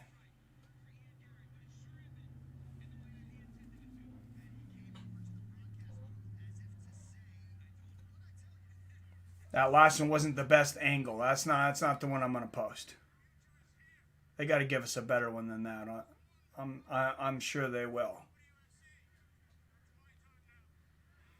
Oh, and he just said it's my time now. A little cocky for a 23-year-old, but what do you expect from an Irishman? I can say that right. I got some Irish in me.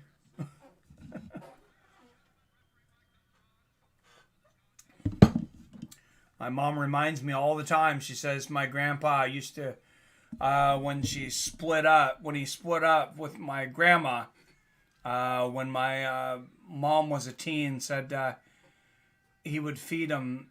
He would cook nothing but potatoes all the time, just every single way you could think of eating potatoes. Said she was so tired of potatoes. 4:59 of round one.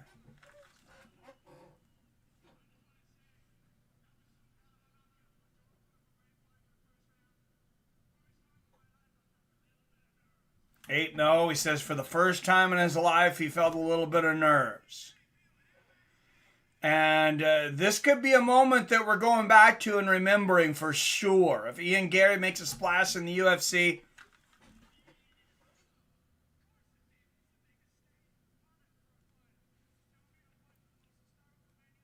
and Ian Garry says it's the biggest stage on the planet for a fighter, the most historic arena in the world.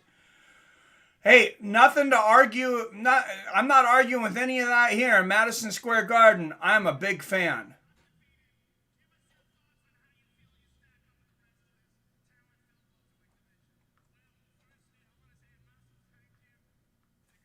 And let's watch this again. Williams misses with the left hook. Right hand right on the chin.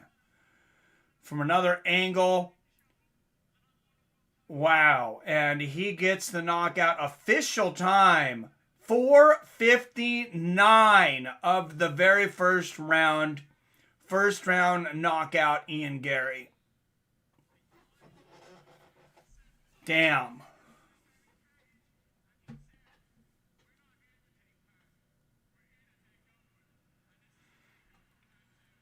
And the Irish crowd's going nuts here in New York. And he just said, remember what Conor McGregor said, we're not here to take part, we're here to take over. Ian Garry looking to be the next version. Look at that picture of him with Conor McGregor. Oh man, he looks like he's taller than Conor McGregor. He looks like he's 12 years old maybe. That is hilarious.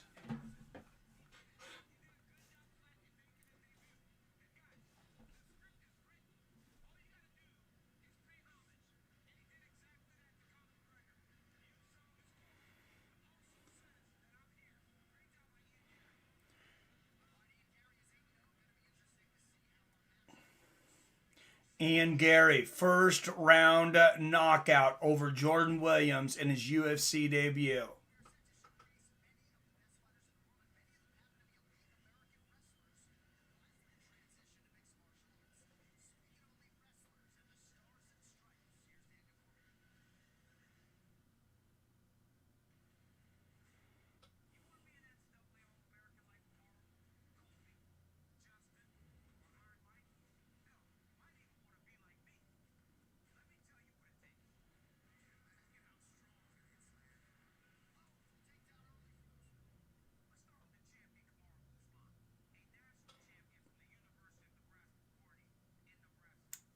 All right, guys. You'll have to switch over, I believe, from the early prelims to the prelims. ESPN Plus, you're a bit nutty sometimes. But first, let's go through the chat. PR's got got Chandler tonight. Of course, Robert Kerrigan's got Caleb Plant over Canelo Alvarez later. Seems if you can take Triple G's best shots and not fall, Plant has his work cut out for him. Good point, PR. Robert, I hope Plant makes it a war because Canelo has been running through champion after champion. Got Chandler as well, PR. Oh, wow, you guys both betting against me. I got Gaethje. Robert, good pick, man, says PR. We have to understand Canelo chose these 4 fights and 1 to go. Caleb was chosen last for a reason and not singled out. This guy's a real life kung fu panda, says J Dig. I think I'm a ways back. I'm gonna cut a little forward in the. I like that though. I'm sure you're talking about Chris Barnett, the panda. Just had a McRib, but I don't want to go into details on what I did to that poor thing. Ha ha. Oh, dude, I'm a big fan of the McRib. I heard it's back now. Yeah, I got to go, and this is how you got to get it. You got to get it without the slivered onions, extra pickle, add cheese, and what puts it all together is the tomato. Only way to order a McRib. What's up, Casual Uno? What is up, my friend? Michael Polly in the house. Out here they are. Oh, McRib, they're sad out there. McDonald's are surprisingly consistent here. The food is pretty fresh, pretty hot, pretty expensive for McDonald's. I'm in the land of the $20 minimum wage, but when I don't make $20 an hour as a business owner, most weeks lately, but holy shit, maybe I should be working at McDonald's. All right, you see the stats here for Usman and Covington. 61 takedowns to 49 for Covington. Control time in favor of Usman, almost 2 hours. Hour and 57 minutes to an hour and 38 minutes for Colby. Top position time, hour and 17 minutes for Usman. And there you go, 0%. Colby has to put Usman on his back tonight. If he's going to win this fight, I believe that Usman has to get put on his back. He has not been put on his back by anyone. It just showed. Time on back, 0%. 0. So if Colby Covington, that's what I got to say. That's the key to the fight. Take Usman somewhere he's never been before. And there's the weigh-in yesterday. Michael Chandler and Justin Gaethje. God, Michael Chandler is ripped.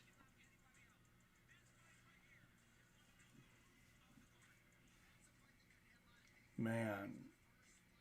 Darren says, Robert, he doesn't represent us hardworking Irish people. Trust me, he's not liked. Oh, Big Country 2.0, version 2.0. Dude, I don't even think Big Country could do the front flip. That was crazy. Gonna have to take a punt on Colby. Hope we see some ground game. Says safe score. After that first fight, who would have thought we'd be saying, hey, we got to see some ground game? But I agree with you. Edmund Shahbazyan opening up the prelims against Nasruddin Imavov.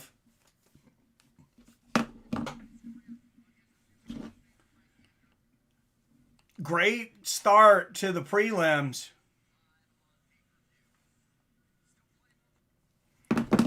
All right, and that's what's coming up on ESPN Plus. If you've been watching the early prelims on UFC Fight Pass, you'll have to switch over. If you're on ESPN Plus, of course, you just switch to the next live stream here.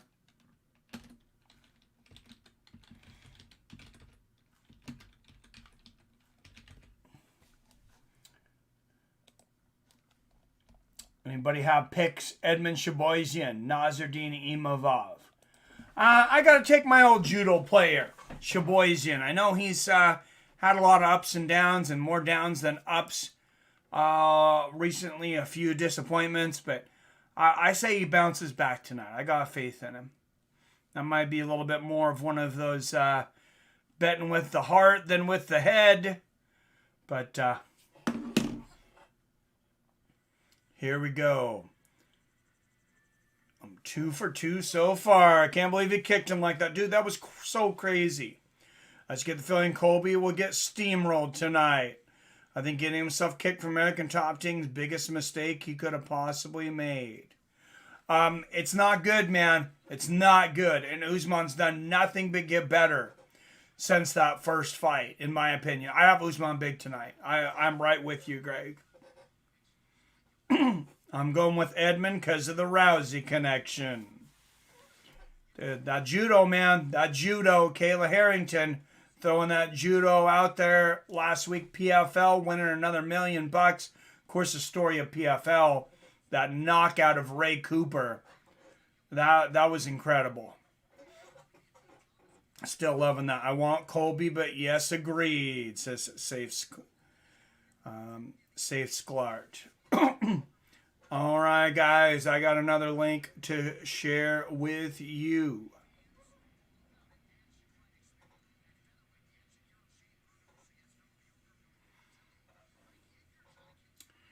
You got to follow us over on Twitter. You got to follow because I just posted another knockout and I'm going to be posting them all night. You guys, all the highlights, all the finishes of the big fights that are coming up tonight. So all you have to do is go over there, Seattle Mike at Fights W, friends.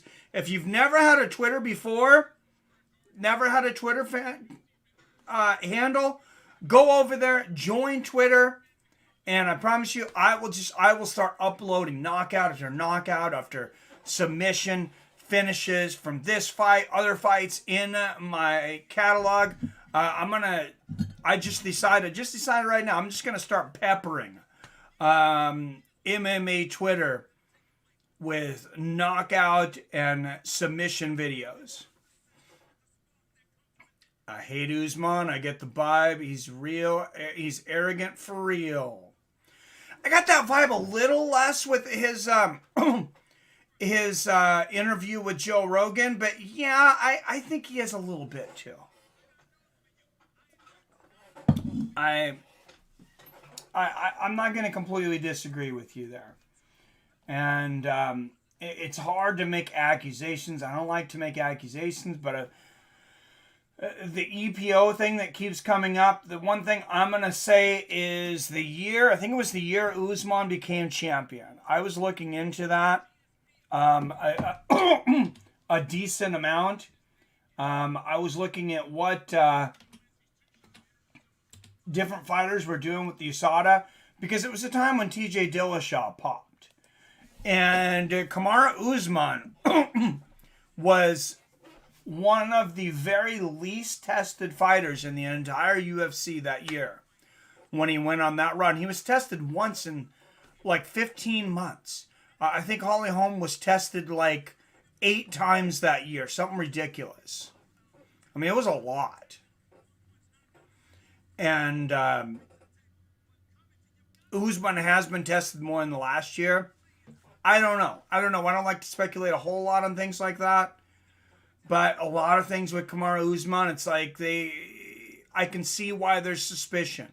He says he has no cartilage in his knees.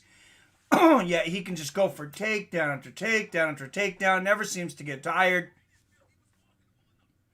I don't know. Can't stand American Top Team or Team Alpha Male.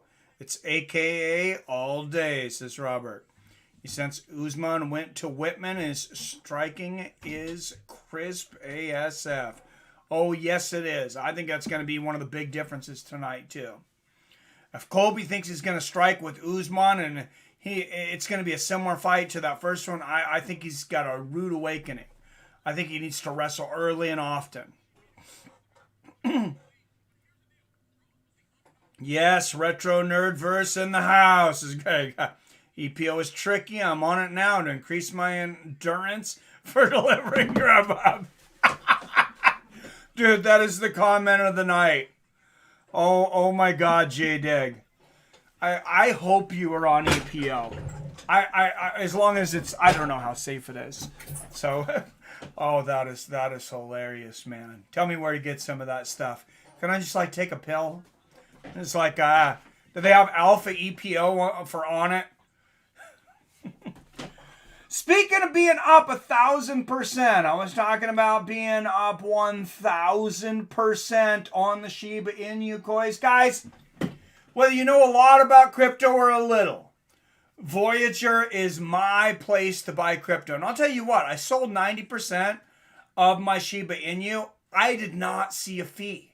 If it was less than $1. And it was deposited in my bank account within a few days. You're hearing guys getting wiped out on their crypto wallets left and right. I've heard zero of this from Voyager.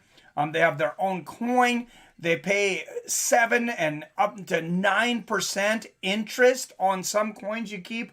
I mean, to me, it's just absurd to buy crypto anywhere else.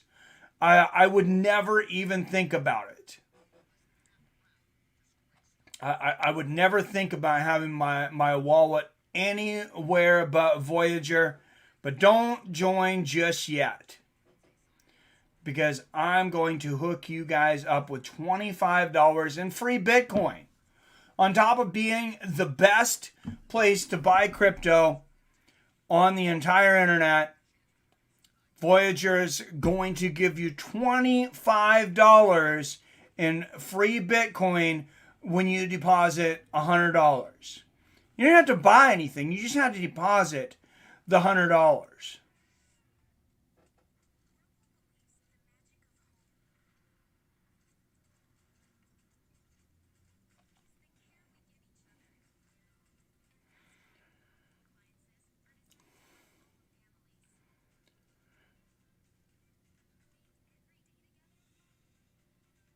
So here's my link.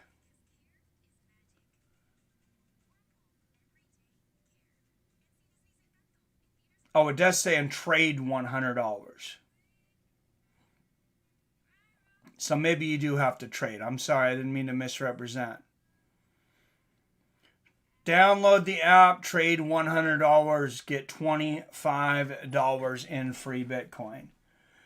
Guys, you buy $100 worth of Shiba Inu, and it's going to be like well over 1 million coins. Well over 1 million. Before it had its run, I had like 8.5 million, and I bought $60 worth. Of course, like I said, it's up 1,000%. It's on a little bit of a dip right now. I'm waiting to see if it dips a little more, and I'll buy back in.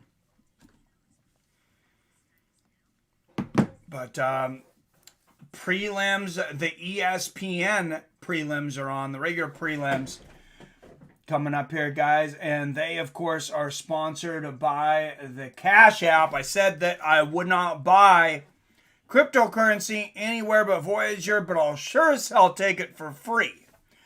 Cash App, when I go to restaurants, when I go to coffee places, I always use the 10% boost to get 10% back in Bitcoin. And that Bitcoin is stacking quickly. Get up to $7.50 back in Bitcoin for every transaction when you use your Cash App debit card, which is 100% free. Send money to anybody easily. As easy as you can text message someone, you can send someone money. And of course, you can always donate in the chat. Always appreciate the super chats. But if you type in Seattle Mike, and it's a cash code, you can donate directly to the channel and get your name up on that board, like Benny. But that's not all. You're going to get some money. You're going to get some money. I'm not letting you leave without some money. So don't join the Cash App just yet, at least without using my code.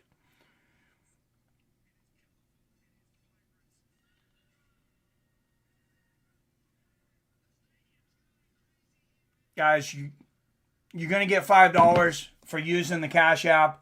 Even better than that, every time one of you donates to the Cash App, or one of you opens up the Cash App, gets the $5 when you connect your bank account with the Wounded Warriors Project, that is the charity we picked, they're going to get $5. So let's make those guys rich. And Fights of Friends, we're going to get some money here, help support the channel. I appreciate you guys listening to my long rant there. Let's get into the fights.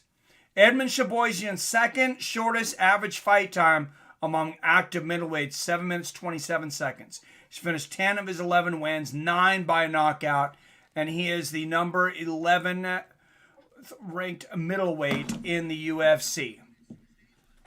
Nasruddin Imavov, 7 first-round finishes. He's finished 8 of his 10 wins. Neither one of these guys like judges, so don't blink. Nasruddin Imavov, 26. Edmund still very young at 23. 6'3", an inch taller for Imavov, and Imavov will have a 1-inch reach advantage at 75 inches. Don't forget, like I said, to follow me over at Twitter, because if there is a great finish in this fight, you're going to see it right away. And even if you've already seen it, give me a like and a retweet over there. Seattle Mike at Fights W, friends on Twitter. We already have 2 knockouts up there over from earlier today. All right, middleweights, guys. And first, out of the blue corner, representing Paris, France, he is a -120 favorite.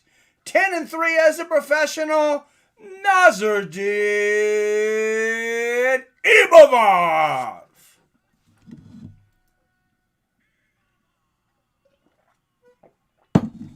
Who are you guys picking for this, Imavov or Shahbazyan?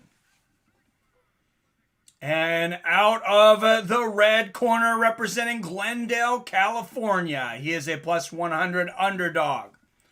11-2 as a professional, presenting the number 11th ranked middleweight in the world, Edmund Shahbazyan.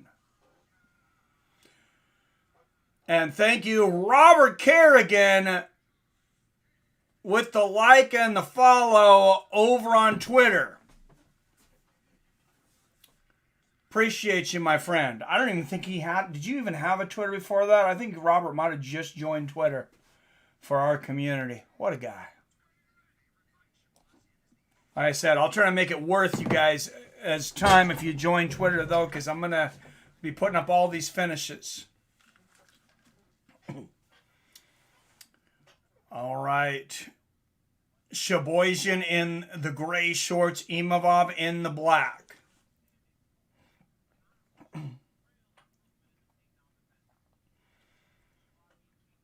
And Shahbazyan, of course, he's got that judo background, but he's got a lot of knockouts too. Sorry, I need to replace this chair. It's got some issues in the springs. If you see me popping up and down here, the springs are compressing. Oh, nice low leg kick there from Edmund. By the way, I'm taking Edmund Shahbazyan tonight, slight underdog.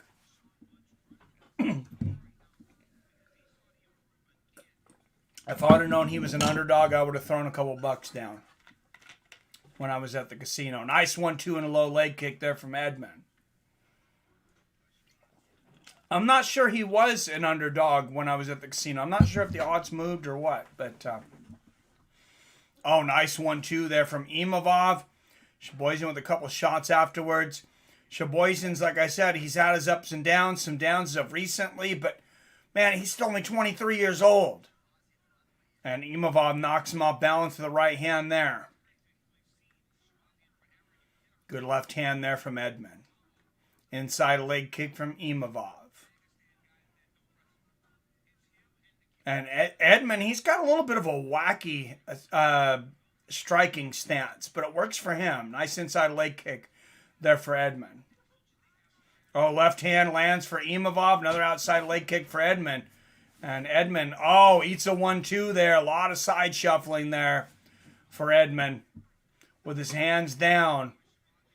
Not a good idea. Imavov makes him pay. And now Edmund, he's got Imavov up against the fence. Let's see if he can get some grips. Imavov doing a good job pushing Edmund away right now. Edmund's got one underhook. Of course, he wants to get in there, use some of that judo. Now, as you guys know, judo, that's my wheelhouse. That's what I grew up doing. I do believe that when you get into the bigger guys in MMA, and especially in the male divisions of MMA, that judo is less and less effective. Mix it in with different things. As Edmund's doing, he's doing the single leg here. Now we can get the sweep. There it is. But look at this. Imavov with the guillotine. Oh, and Edmon's out.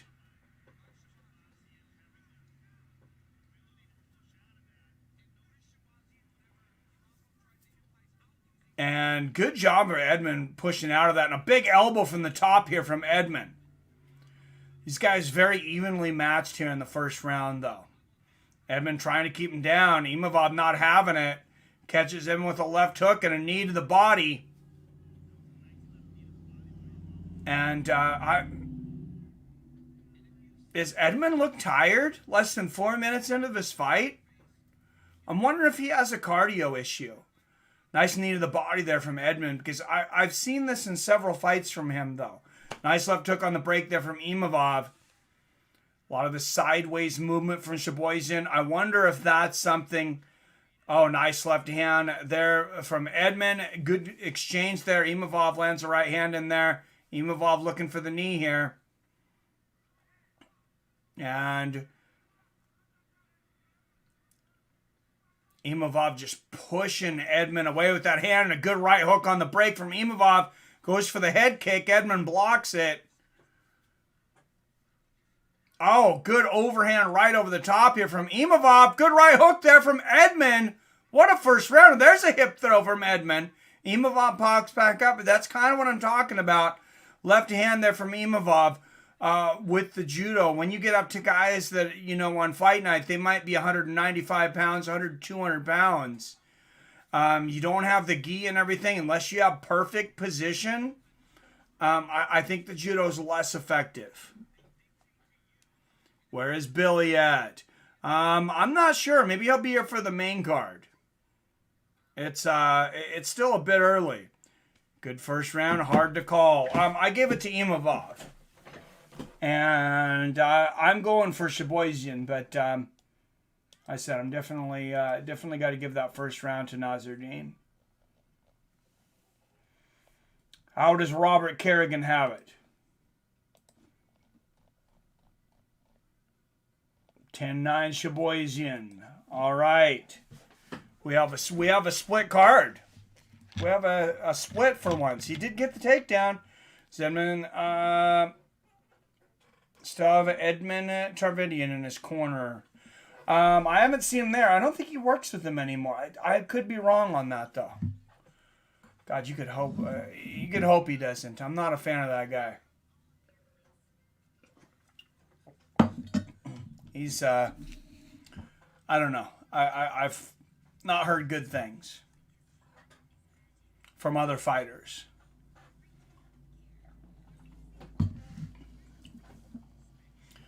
But all right, round two here. 24 of you up in here. Make sure to hit that thumbs up button.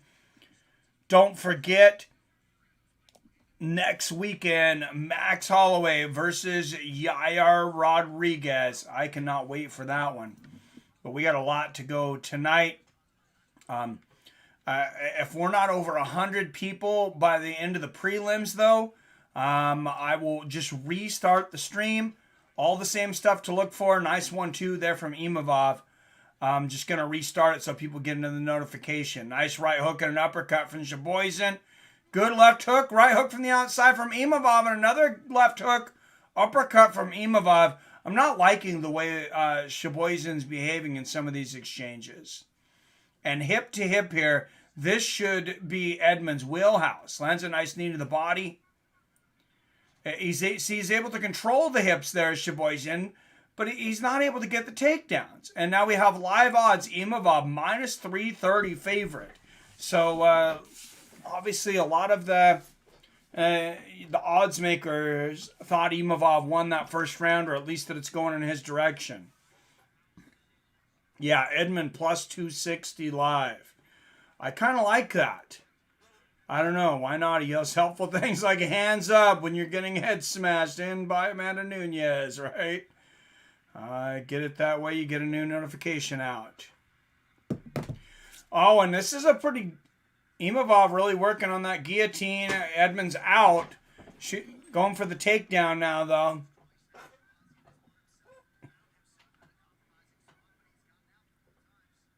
And, I checked how much the stream was off. I was watching from what I'm saying, guys.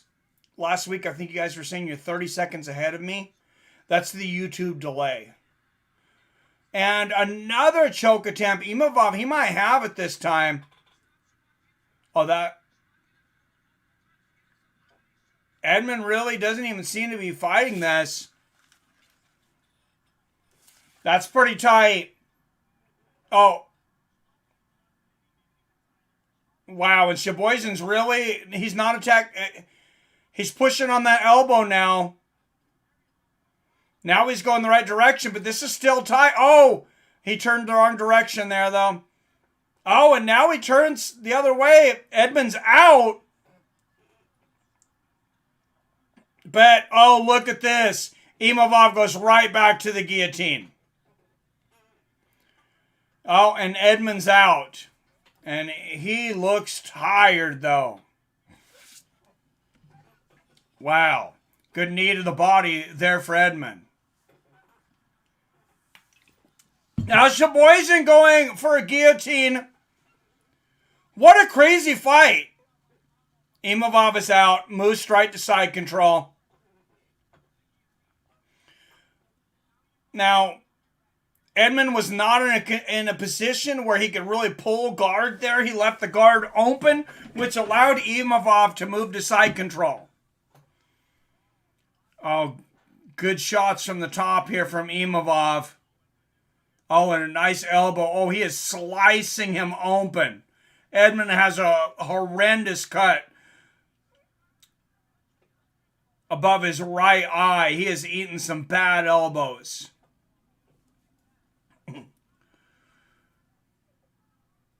And Imavov now leaning all his weight in here in side control. Oh, wow, that is a lot of blood. They might end up stopping this fight on that cut if Imavov's not able to stop him otherwise. You know, I'm a diehard Stoner Fight fan because the room I chill in to smoke and watch fights is 40 degrees. Oh, damn.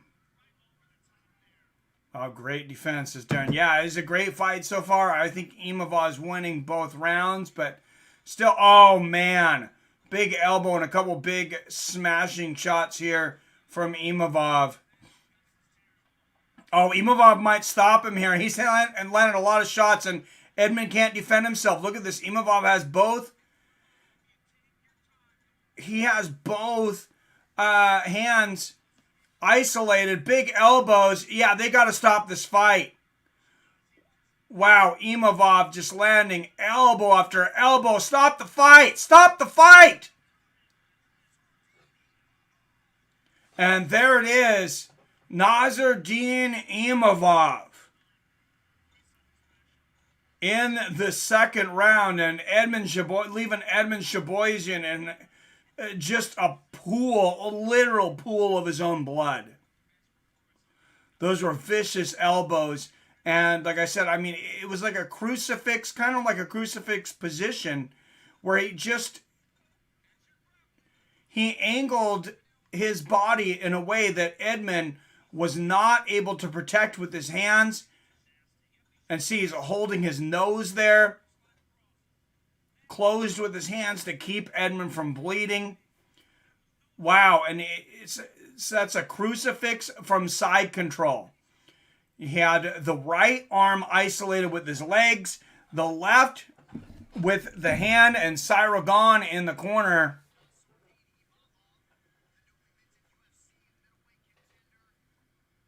There of Imavov, and wow, big win there for Nasruddin Imavov. That was brutal. And I'm sure we'll get a good replay there, and then I will get the finish posted over on Twitter. And Keith Peterson, and of course, Imavov will be ranked in the top 15 now, I'm sure. Shahbazyan, I mean, they're just trying to stop those cuts. He's not even able to stand as Imavov gets his hand raised. Smart, though, to get to work on those cuts. Very bad. 4:42 of the second round. And Joe Rogan's going to interview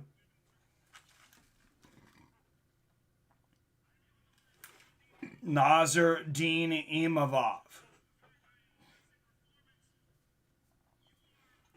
I'm sure Cyril Gahn very, very happy with his French teammate. That's back-to-back wins. He moves to 11-3. I mean, like I said earlier, I know Shahbazyan's been on a bit of a skid. He's been through some tough times, but that was very impressive. I mean, he beat Edmund, a top-level judo player, or at least I'm told. He trained with Ronda Rousey. I'm not sure what the training is. Maybe I overplay his judo experience a little bit. Maybe I need to look into that a little bit more, because Imavov just dominated him in those areas. Very, very surprising.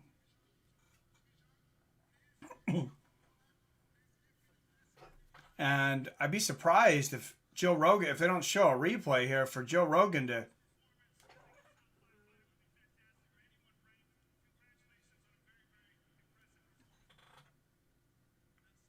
Oh, and they are not showing the replay. I should have caught it earlier. They got to show us one more time. Oh. Well, I'm going to rewind it here for a moment then, guys, and then I'll catch back up live. But this way I can make sure and post this for everybody.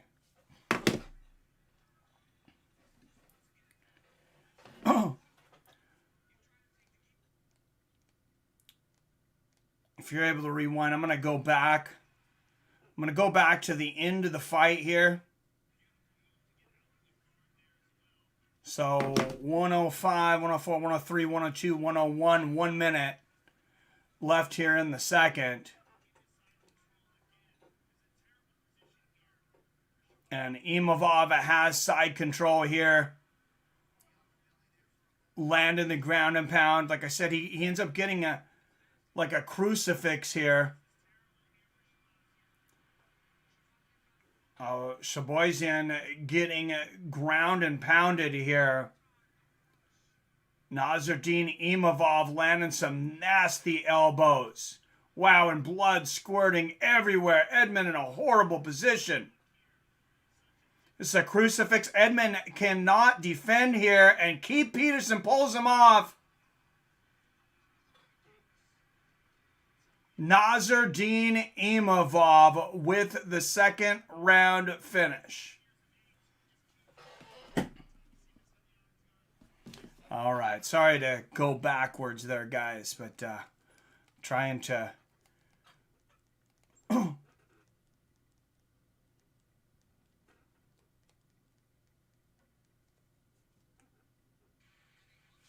get our platform moving the right direction. And hey, there's a familiar face training in the back. A friend of Fights with Friends, Chris Curtis, warming up there in the back. I know that guy. Friend of Sam Alvey's, my friend Sam Alvey. He slept on his couch there, on Sam's couch there for a while. Got to go to the chat though. Roberts says, stop the fight. Head movement. Oh, my God. Ref took a little too long to stop that. I agree. I don't know, shaking your head violently was enough defensive work. You're the best fight companion host. Well, thank you, TB. I appreciate it, my man. I'm glad you like it. Share it with your friends, because this channel used to get a lot bigger crowds than it does now, and then apparently I pissed off the algorithm gods. I'm pretty sure I know what I did. I won't go into it, but Colby wears the MAGA hat, like I've said before. Let's make Fights with Friends great again. Share the tweets, and for the finishes tonight, guys, go over on Twitter, Seattle Mike at Fights W Friends. Robert Kerrigan's there. I know that. Follow me over there, and I am posting the finish the Edmund fight, or I should say to the Imavov fight, since he won as we speak.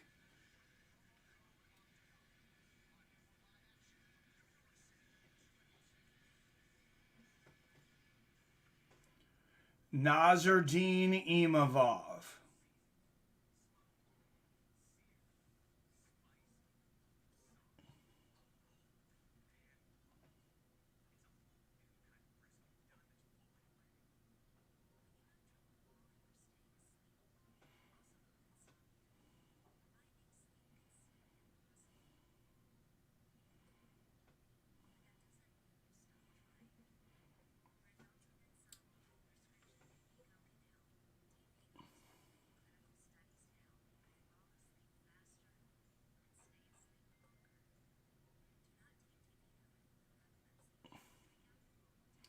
All right, or just look for the hashtag UFC268. And we'll see how many of my posts come up on that. That'd be good to know.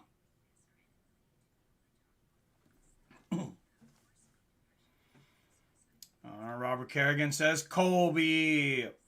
Hip Hop says Usman or Colby. I think Usman's going to get it done, man. I just think he's a lot better than he was the first fight. I think Colby was winning that fight, too, by the way. I had him winning before he got caught, kind of running his mouth and got hit with that shot. He says he didn't have a broken jaw. If he says it, I don't know why he would lie about that. Because that kind of seems like a built-in excuse. And I mean, unless he's trying to be tough, it's like, so if he says he didn't have a broken jaw, I'm going to take his word and say he doesn't have a broken jaw unless any doctors come out and say differently.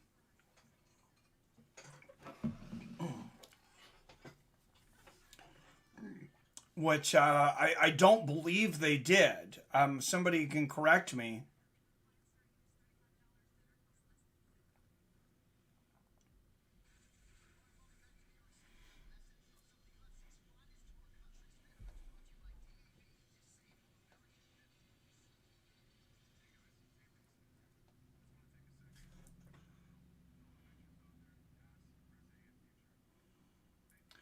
All right, thank you for the like on that. What's up, Josh?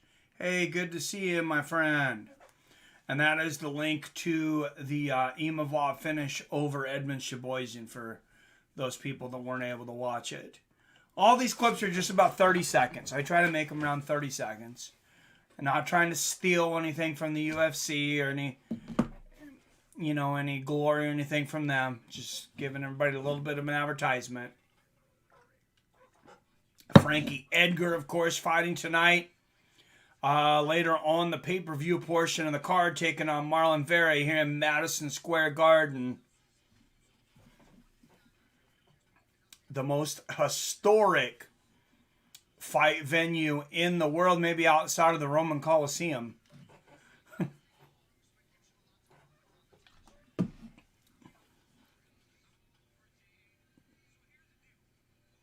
Thank you, Robert Kerrigan, for the follow.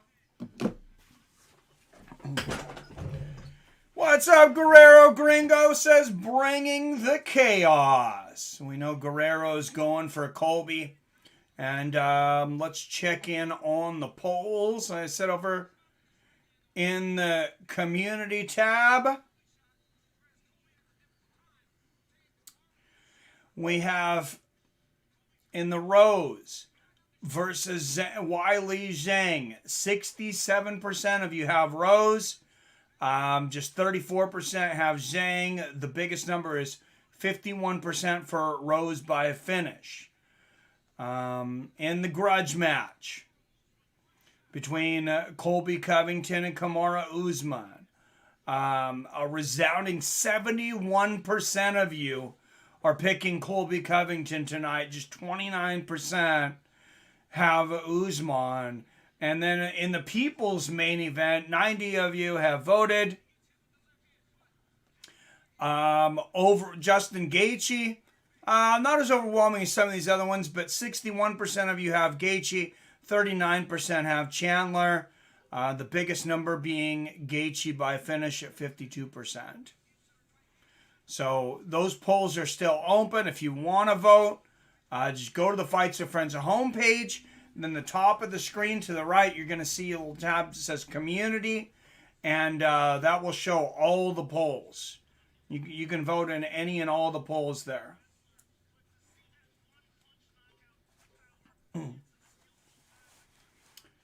Yeah, bring in the chaos.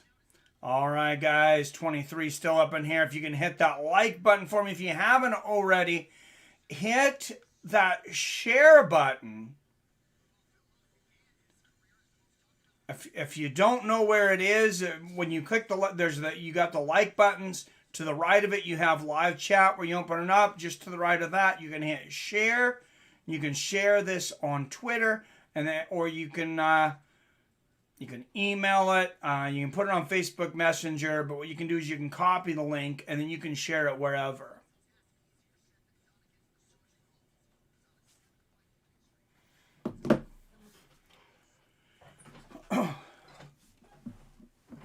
So we are moving into the next fight, though. Still can't get over that Chris Barnett spinning heel kick. That was insane.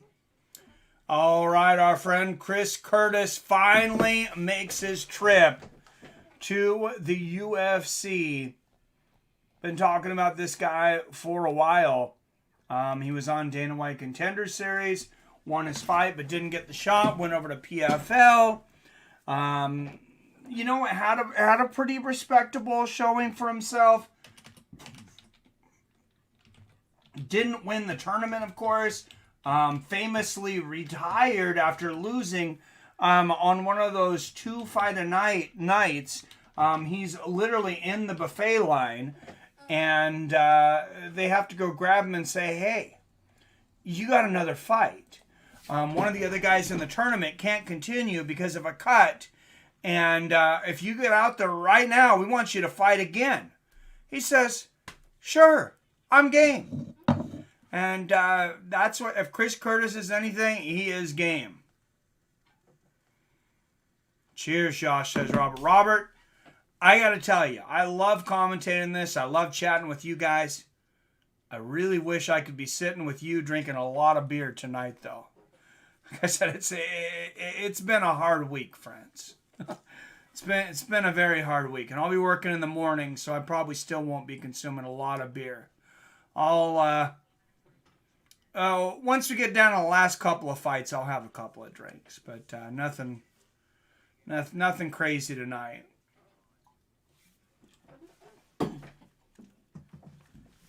Water and Pepsi Zero. That's what's going down. Chris Curtis and Philip Hawes.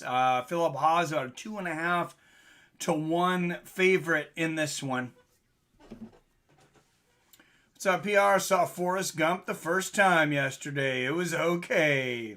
You had never seen Forrest Gump. The voice drives me nuts. I have not watched it for a long time, but listening to that voice the entire time just drove me absolutely insane. That's what I remember the most about that movie. So, you know, him just sounding, I can't even say what he sounded like anymore. I'll get canceled, but you guys get the point. Jenny, life is like a box of chocolates, Jenny. Oh my goodness. Yes, I can't do it again. What PR? One of my faves. I liked the movie besides that, Robert. I did. But I just can't do it. The voice just drove me insane. I do love where they did the Kennedy thing. Where they, that was a big moment in cinematography history right there. They spent a lot of money on that and bring Kennedy back and talking in the movie. I mean, it doesn't look good maybe by today's standards. It's not super impressive, but I mean, back then, I'm pretty sure it was something that had never been done before.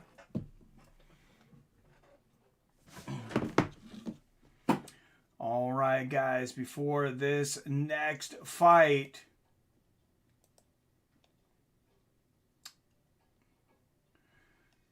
we got to shout out some people.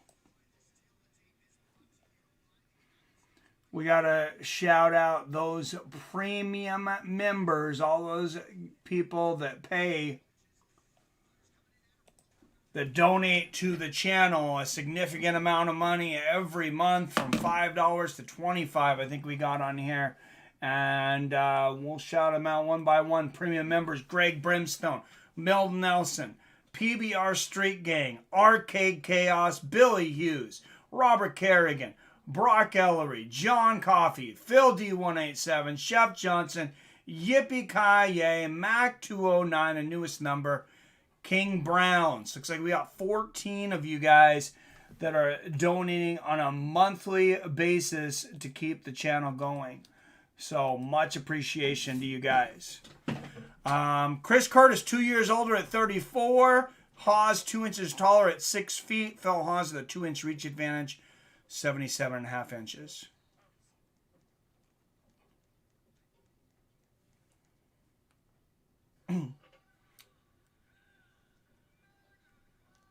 All right, guys. I had paused it to get some. But we got Chris Curtis versus Phil Hawes. Referee's going to be Todd Anderson. Curtis, pretty good underdog tonight, but he is excited to get his first crack at the UFC. Here we go. A touch of gloves, and a left hand lands for Curtis right out of the gate, and a front kick to the belly.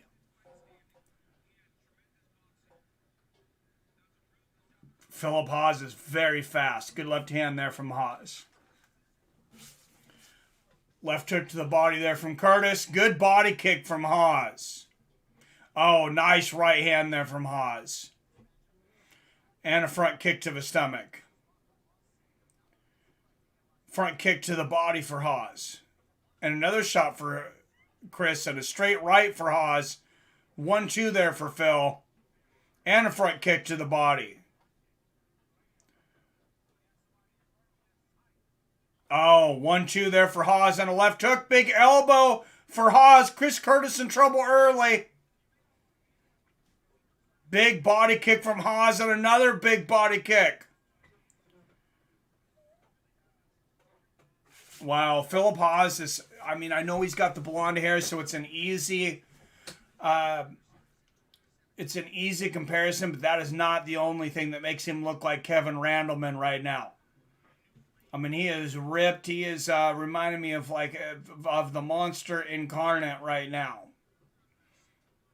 And the knee stomp from Hawes. Oh, big right hand from Hawes, and Curtis's face already got all kinds of cuts on it. 1-2 there from Hawes. Curtis catches a body kick there, but a big elbow from Hawes and a knee to the body. And Chris Curtis might be thinking, man, I finally got to the UFC, but man, did they put a monster in front of me. Good right hand there from Hawes. Of course, he took this fight on late notice. Hawes says, hey, I want a little more time to study my opponent. I want him to have the time. Interesting take on that from Hawes. I respect it. Good front kick to the body there from Philip Hawes. But, I mean, I think he definitely studied. Chris Curtis lands a big right hand on the chin. Another knee stomp. And that's bothering Curtis's front leg there. Hawes going to that front knee. Right hook there from Curtis. That, of course, a controversial strike, but still legal. Nice knee there again from Hawes. And yeah, Curtis's front leg it's definitely bothering him from those front knee kicks. And another good left hand lands for Hawes. Curtis gets a left hand through, but Hawes with another right hand. Left hook to the body and a right hook upstairs. Philip Hawes putting it all together tonight. Oh, good 1-2 from Chris Curtis. Front kick to the body. Oh, a couple front kicks to the body there from Hawes. And the outside leg kick there from Hawes. And notice how Curtis, a lot of people throw that front leg kick up the middle. He's throwing it to that left side. He's shooting for the liver. Even though he's not throwing the shin kick like a lot of people try to throw for the liver, he's throwing a front push kick to the liver. Nice straight right there from Hawes. Good exchange there. Left hook lands for Hawes. Right hook on the outside for Curtis. Hawes with the uppercut there. Curtis, he's getting eaten alive from the outside. He's got to get to the inside to stand any kind of chance. And he lands a nice left hook there. Eats a left hand from Hawes. Oh, beautiful left hook to the body there from Curtis. Landed the straight right and the left hook to the body. Good body kick there from Curtis. And Hawes answers with that front body kick. So Curtis with the shin to the body.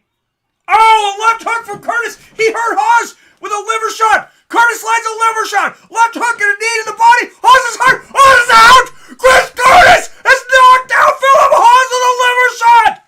Congratulations, Chris Curtis. Welcome to the UFC. And I am so happy for that guy right now. Nobody has had a longer road to the UFC than Chris Curtis. Oh my goodness. Wow.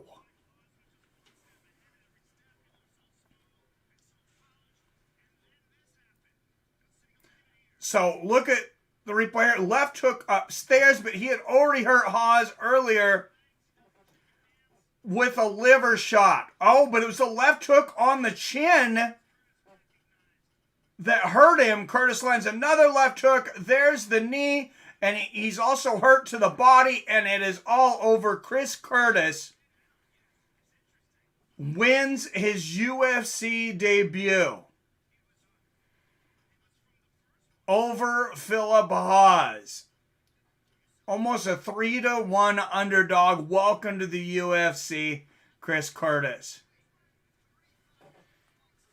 Wow.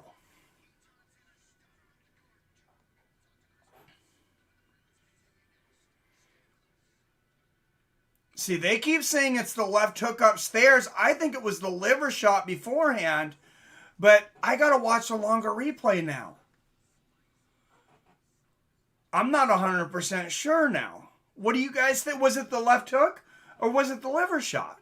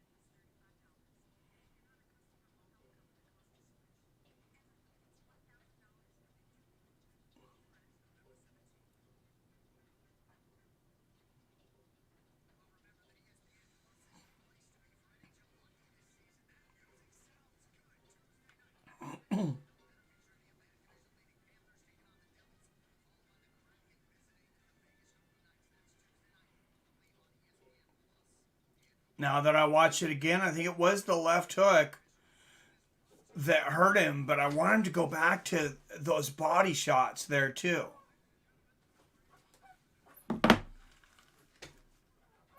What a moment for Chris Curtis. I mean, he's a guy I know that's he's such a great guy.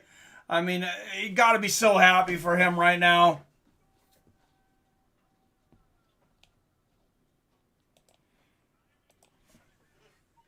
Wow. 4:27 of the first round. And Joe Rogan says it's been a long time coming for you to come to the UFC.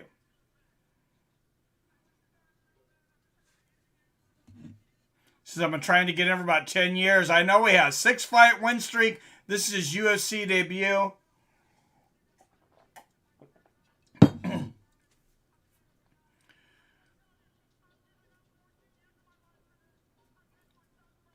Says, I've given up 14 years of my life for this. I know he has. He was sleeping on Sam Alvey's couch. Sam talked about it on this show.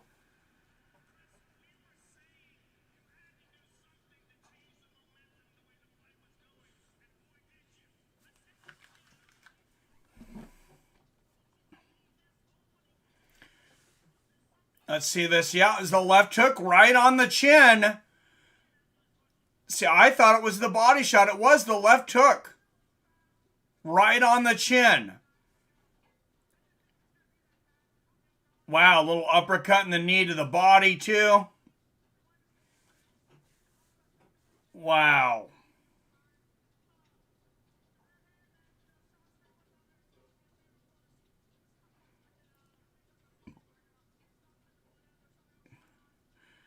Sean Strickland tells him to stop fighting like a wuss.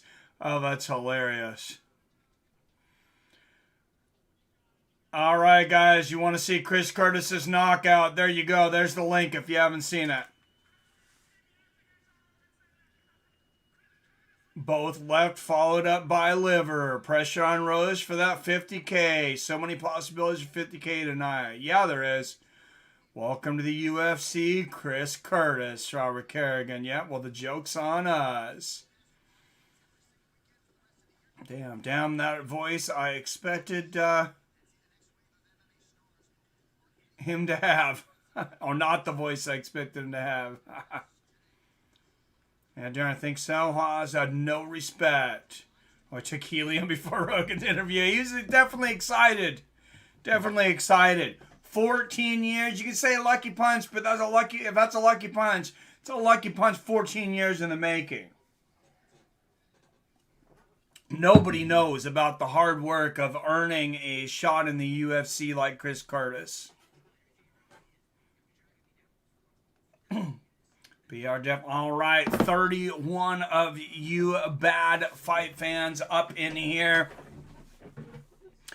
Make sure if you haven't hit that like button, don't forget to hit that like button. But most importantly, hit that share button. That button, if you close the chat for a minute, you have the like buttons. You have the live chat to the right of that. You have share. It's going to come up copy link. Share to Twitter, Facebook Messenger, Gmail, or more. Please share this stream anywhere you can. Let's make Fights with Friends great again. We used to have hundreds of people up in these streams. We can get back there. I think we can. The algorithms are beating us down a little bit, but I have confidence with you guys' help we can get back there.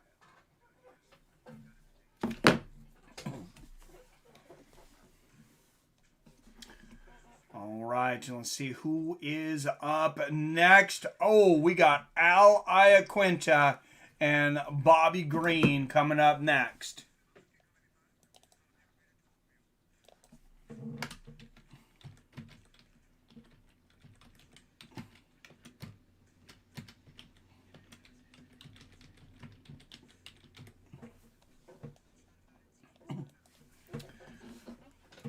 Couple of your guys' sleeper fight of the night. Hey, I agree.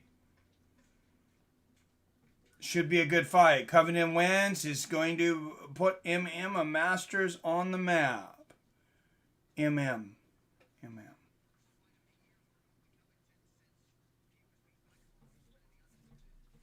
Colby. Oh, I got it. Yeah. I knew what you were saying. I read it right. But, MMA Masters. Oh, I get what you're saying. Yeah, but, man, it's not good when you're training with a top team like that and you get kicked out and you end up in a camp where it's virtually unknown. I mean, I hope they're good over there. But, if they were, usually by this time you would know about them. Usually, not always. Raging Al underrated. Raging Al is underrated, but dude, Bobby Green. I mean, this guy is. I think he's one of the most underrated guys in the history of the UFC. I got Bobby. Robert. Yippee says, "Man, I want to be a coach." That would be fun. MMA Masters' new gym. Yeah, I just seen that. I didn't know, but they just showed the gym here on ESPN. Yeah, no, that would be fun. Seems like it. Oh, look at Colby with the wearing the suit jacket with nothing underneath here. This is oh, he's such a character.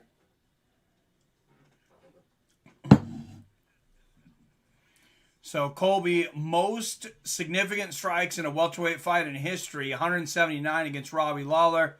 He's got most takedowns among active welterweights with 61. And he had the second most in a UFC welterweight fight, 12 against Brian Barberena in 2016. Those are some impressive numbers. Those are some impressive numbers. But as I said earlier, I'm not saying Colby can't win it. My opinion is, though, that since their first fight, Kamaru Usman leveled up. And he leveled up big. His striking went to another level. And I was very surprised he was able to strike with Colby the first time, to be honest.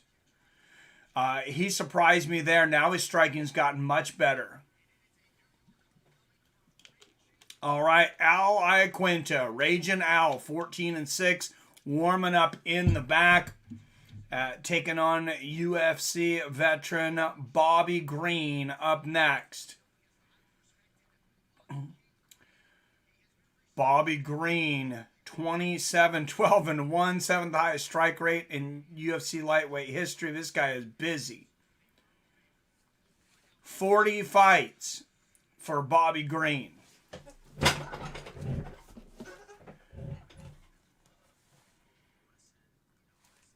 Let's go Raging Al. My favorite Raging Al performance was when he beat the snot out of Kevin Lee. Yeah, that was crazy.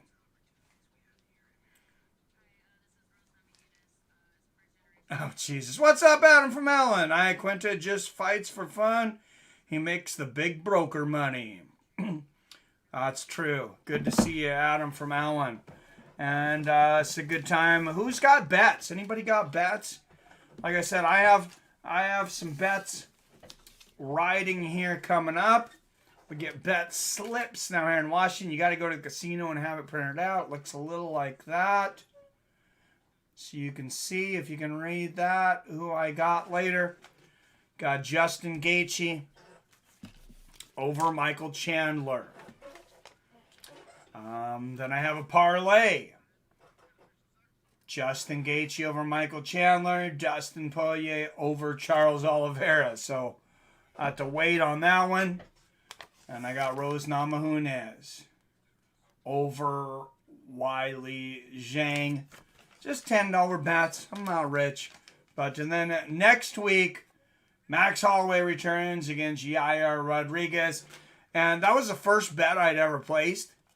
I decided, hey, I just want to get a win. I just want to start with a win. So Max was a decent favorite over Yair, but it's like I'm gonna take Max. Green's beard looks tattooed on his face. It kind of does. That's funny. It's Coach Yippee-ki-yay, motherfuckers. He yells at the kids. No bets, Mike. Mike's dog tried eating his bet. No, they sat in my back pocket for too long, but they'll still take them. They'll scan. Yeah, they're pretty beat up. I should take better care of them next time if I'm going to have you guys trying to read them on the camera, all right?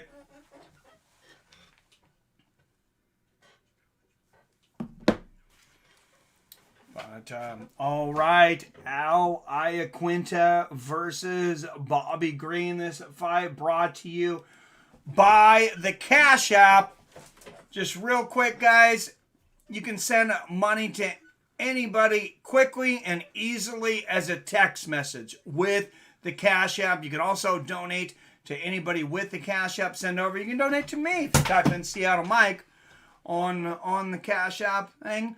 But I'd rather have you join and get some money for yourself. So you're going to get $5. The Wounded Warriors Project, most importantly, is going to give $5. And Fights with Friends hey, we get a kickback to keep going. You deposit some money with the Cash App, you get boosts. You can get up to 10% back in Bitcoin on boosts with your Cash App debit card. You don't even have to use a physical one. You can use the one on your phone, or they'll send you a physical one for free. But it's easy. And if you want to have your checks, if you have a payroll check of at least $300 deposited, right now Cash App's giving you a $50 bonus. So if you use this link to sign up and you have any payroll check, you don't have to do it once, a direct deposit in your Cash App, they're going to give you an extra $50 boost. All right, guys. Iaquinta, Bobby Green. I'm excited for this one. People don't give Rodriguez enough credit. That dude is legitimately one of the best strikers in the UFC. He's so wild yet accurate. Do you remember that front flip somersault head kick that he landed? Oh, dude, he's very good. I'm excited about that fight. I really am. It's just, it's hard to take anybody against Max, though. I mean, and I thought he beat Volkanovski the second time. I mean, I still think that Max Holloway's the best featherweight in the world. Even though he doesn't have the belt. Maybe I'm a bit biased. But, you know, Stipe, outside of Stipe's probably close to retiring. Max is my second favorite fighter. So, definitely a little biased. But, Dan Hooker.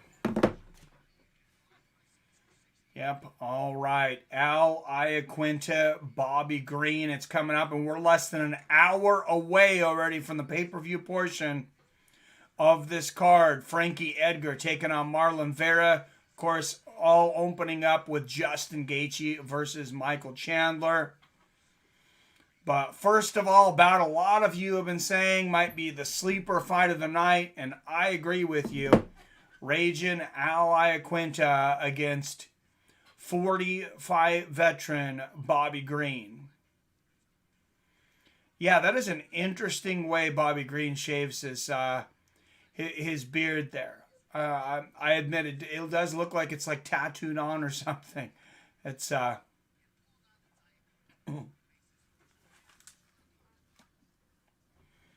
haven't fought before, right? Does anybody know? They haven't fought before. Bobby Green gets submitted. All right, what's going on, Matt? I'm going to pin that. I'm going to hold you to it. Yair hasn't been right since the Edgar beating. Yeah, we'll see. I mean, he's been in some wars. I mean, and for me, he's in maybe the most iconic shot ever. That little shovel elbow against the Korean Zombie when he knocked him out with 1 second in a 5-round fight on the 25th anniversary show of the UFC. I mean, what a moment. A fight he's losing. You know, it's a great back and forth fight, but he's definitely losing the fight. Korean Zombie's winning the fight, and Yair throws this last-ditch miracle elbow up and knocks Yair unconscious. Or, the Korean Zombie unconscious. Hey, thanks. Good to have you here, Matt. Oh, no, they were supposed to fight and it got canceled. Well, they're fighting now, I guess, so. But, yeah, it definitely should be a good fight. And then after that, the last fight of the prelims will be Alex Pereira versus Andreas Michailidis. Pereira minus 250 favorite. So leading into this one, Bobby Green is a minus 180 favorite. Iaquinta plus 155 underdog. So It's hard to think about Raging Al and not thinking about his performance against Khabib Nurmagomedov, though. And I know he lost every round, but he was out of shape. You don't want to talk about a last second. I think he took that, like 2 days before? To fight the lightweight champion, a lot of people, Khabib's their GOAT. For me, he just didn't have enough fights. He maybe could have been. He didn't have enough fights in the UFC. He was definitely as dominant as anybody ever, though. And Iaquinta had a lot of really good moments in that fight.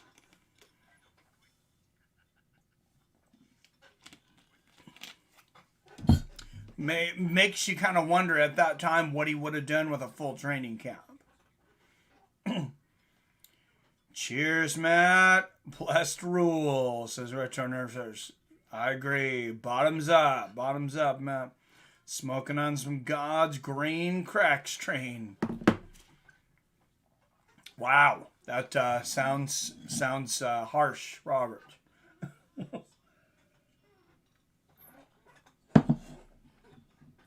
Man, a lot of commercials. It's not quite the pacing of the PFL. That was horrible. But the pacing, notice the pacing seems a little bit slower tonight for the UFC. They're running a little bit of a commercial break, or a little long on the commercials here.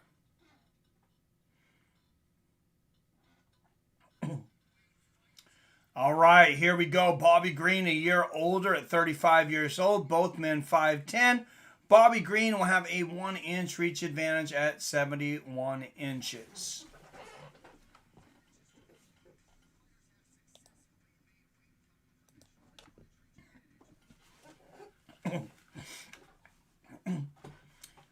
That's two guys I doubt have ever missed weight in their lives. All right, here we go, finally. And first, out of the blue corner, representing Fontana, California. He is a minus 190 favorite. 27 wins against 12 losses and 1 draw. The UFC veteran Bobby Green.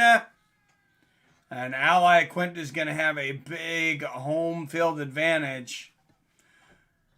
Wow, and there is tremendous cheers out of this crowd. Fighting out of Wantagh, New York, a plus 160 underdog, 14-6-1, Raging Iaquinta.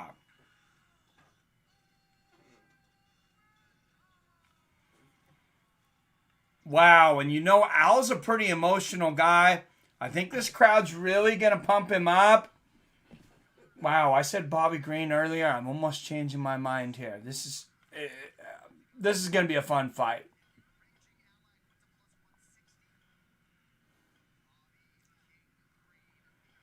The live odds might get super interesting to watch. All right, here we go.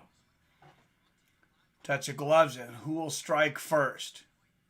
Oh, nice left hand early from Green. Iaquinta looks to want to get in and wrestle early. See him extending his hands there. Nice low leg kick from Green. Oh, nice left hand from Bobby Green. Bobby Green has super fast hands. Oh, sniper combination there. The shots upstairs and the front kick to the knee. Like I said, I think Bobby Green's one of the most underestimated fighters in the history of MMA. Nice left hand throw for Bobby Green. He's so fast. Right hook lands for Al. And Al, I feel like everybody knows how good Al is. Nice right hand there from Iaquinta. Oh, good defense from Al and a right hand over the top. Good inside leg kick for Iaquinta. And a lot of people, a home crowd's going to hurt them. I think it's going to help Al. Good left hand there from Bobby. But I think he feeds off that attention. Big right hand there from Green, right on the chin.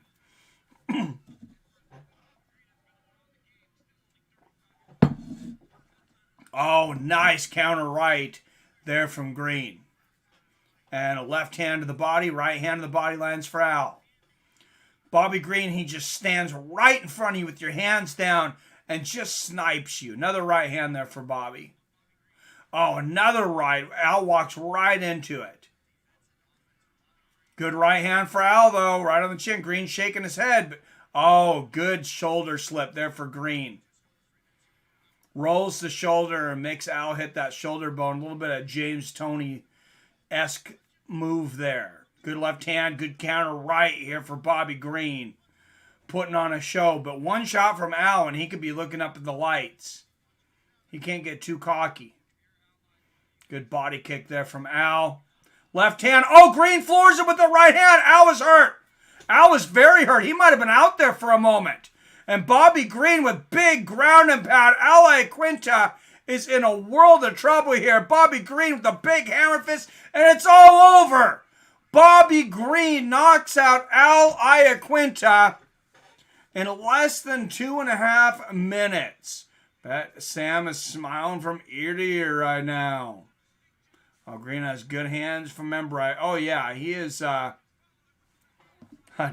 Greg Benson says deliver to deliver. What's up, Billy Hughes in the house? There he is.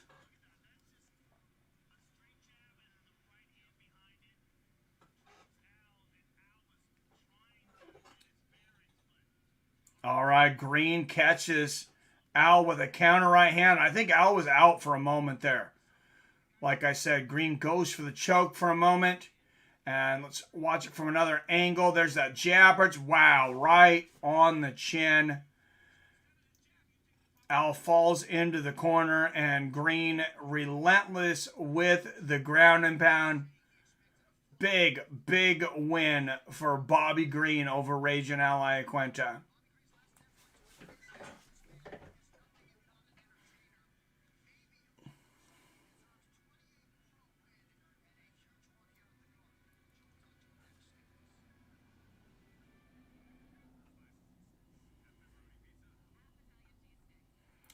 All right, guys, I am posting that to my Twitter, and I'll have a link if you missed that knockout here very, very soon.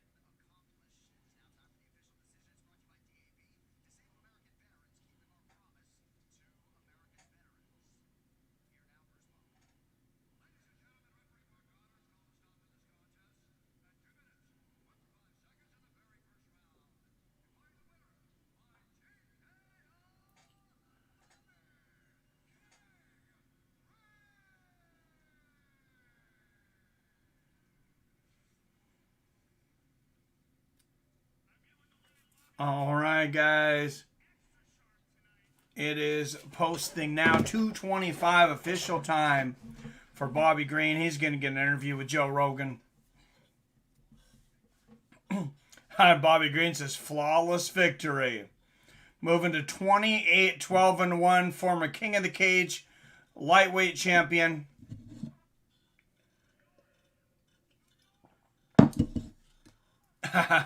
Bobby Green trying to win over the New York crowd here.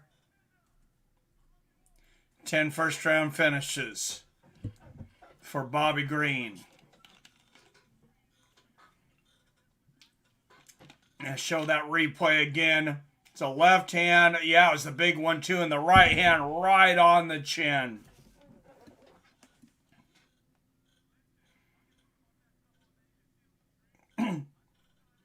Friggin' incredible.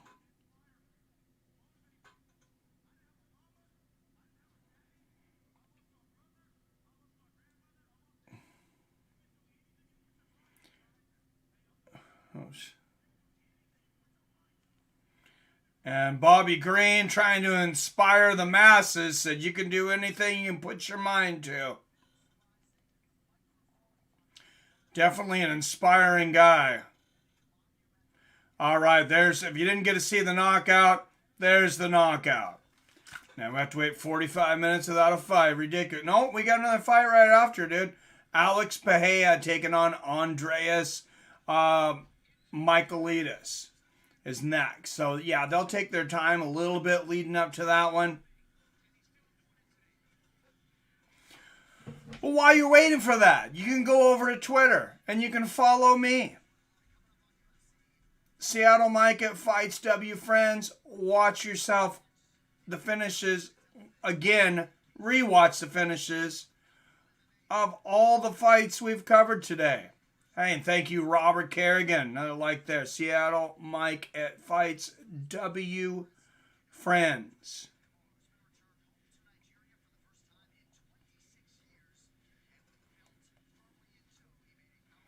Fast 1 and a 2. And we could do a little follow train. Anybody who wants to follow over on Twitter, drop your handle. We got a little bit of time. Everybody follow each other. If you got a handle over on Twitter, you want somebody to follow you, or you want to follow other people, feel free to drop it in there. And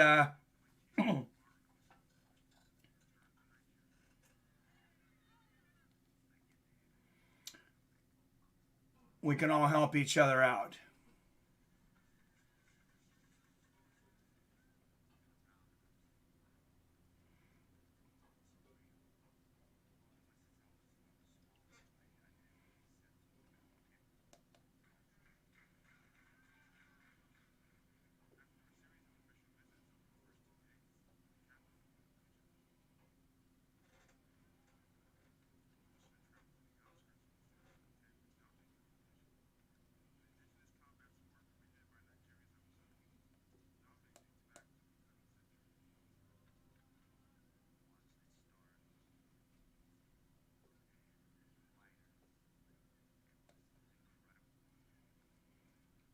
Oh, I would love to go to one of these places where like fighting in the sand and stuff.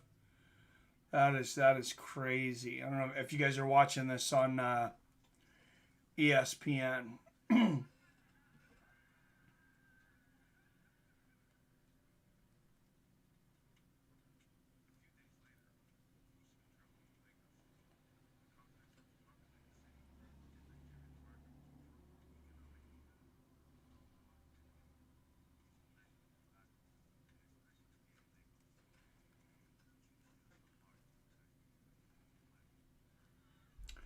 All right, and if you guys want to join the Fights of Friends Facebook group, if you're not already there, if you're over there on Facebook, let me put up the link for that. It looks like I have a lot of requests that I need to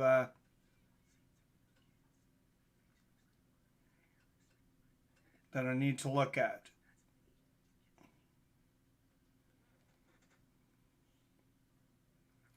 But follow Fights of Friends here on Facebook. Boom. Best stream ever. Thank you, thank you, Snake, for being here, brother. Iaquinta gave Khabib a tough fight. And it wasn't very long. Spahea fight next. I thought he would have made it a little tougher. PR in about an hour. So wasn't there one more fight? Really? Damn. Yes, there is one more fight. Alex Pereira and Andreas Michailidis, but I'm sure they're going to take a little break. They usually, if possible, it seems like they like to have that last fight lead into the pay-per-view. And it's a good idea. I think it's a great idea. And Robert Kerrigan with the Cash App donation. Robert Kerrigan bringing us to $25.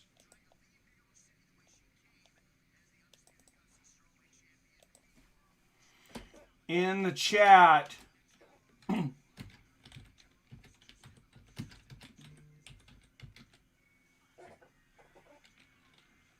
New guy on the board. Thank you. Robert Kerrigan. Look who's in the building. Former interim UFC lightweight champion, Justin Gaethje. 22-3, number 2 ranked lightweight in the world.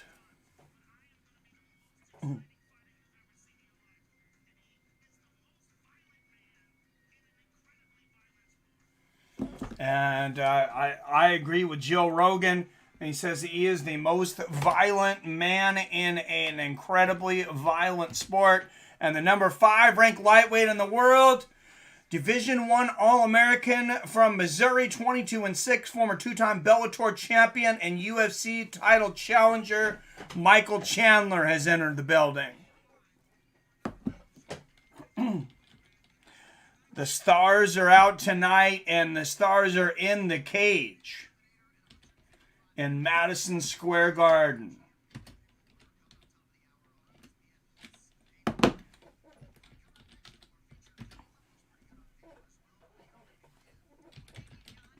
I don't know what I believe as far as buildings or property and things being able to hold like memories or souls or anything like that. But I will tell you, there is something special to certain venues. There's just, it feels like there is something in the air. And when you get in Madison Square Garden, special things happen. And, you know, whether that's something that the fighters are just feeling because they feel the magnitude of the moment, if there's something, the memory in the walls, I have no idea, guys. But I'll tell you, there is something special about Madison Square Garden.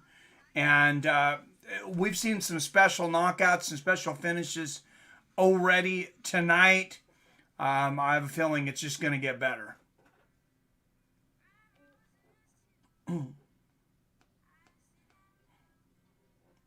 Thank you for all the likes and the retweets on that last video on Twitter. And Arcade Chaos with the super chat.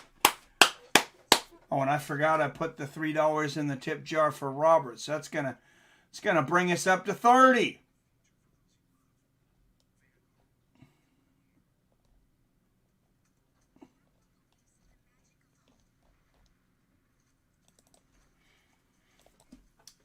Arcade Chaos. Everybody wish Arcade Chaos a happy birthday as well.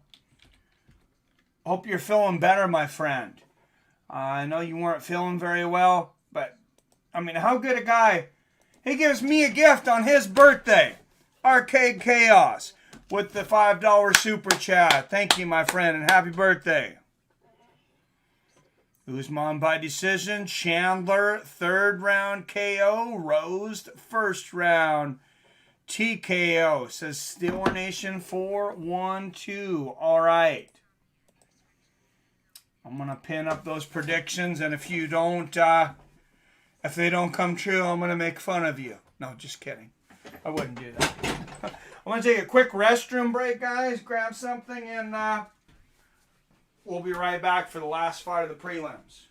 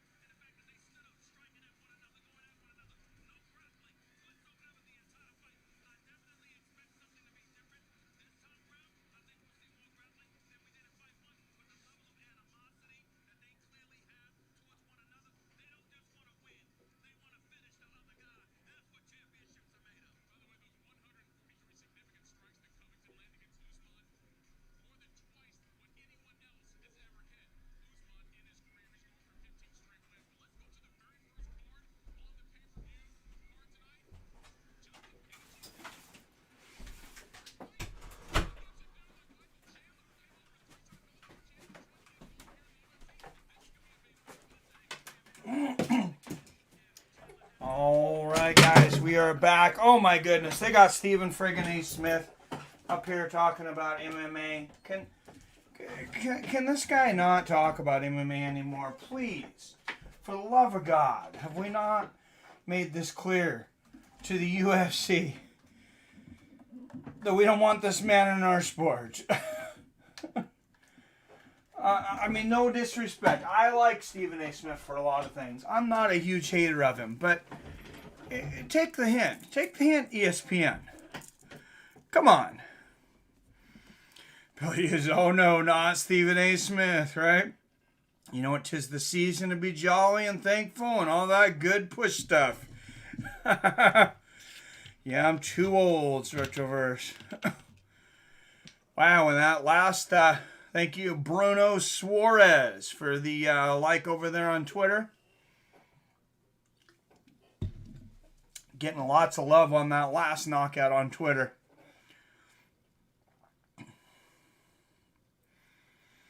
More recognizable names, I think,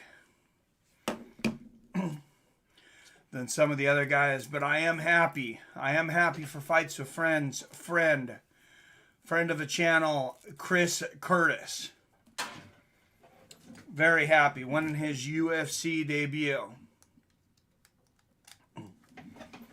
And I know Smiling Al, or Smiling Sam, excuse me, Smiling Sam Alvey's got to be ecstatic too.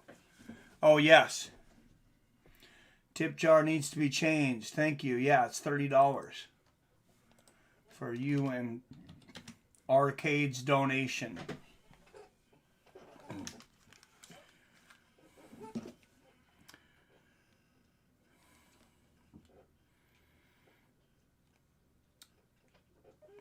Alright, and reopen the prelims here. 31 people up in here. If you haven't hit the thumbs up button yet, make sure you do.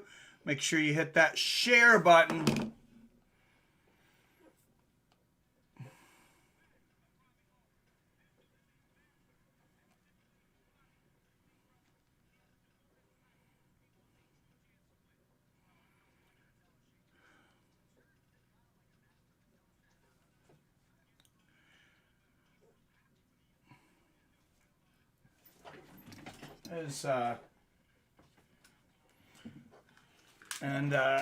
Daniel Cormier learning how to use the telestrator up there. Getting pretty good at that. I don't know. I was trying to plug in my phone and get a charge while I'm watching this, but I think I have a blown out jack. So we're at 50%. Hopefully we make it. We might have to charge a little bit partially way through, but we're 2/3 of the way through the card, so I think we're gonna make it. Alex Pahea versus Andreas Michaeldis coming up next.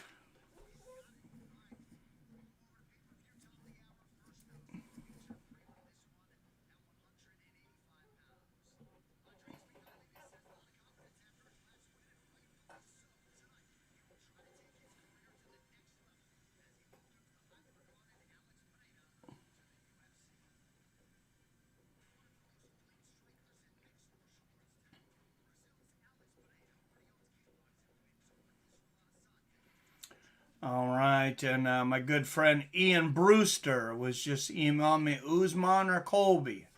You guys maybe have seen him on here. Former CFO. He's the former CFO of W1 MMA, the biggest MMA organization in the history of Canada.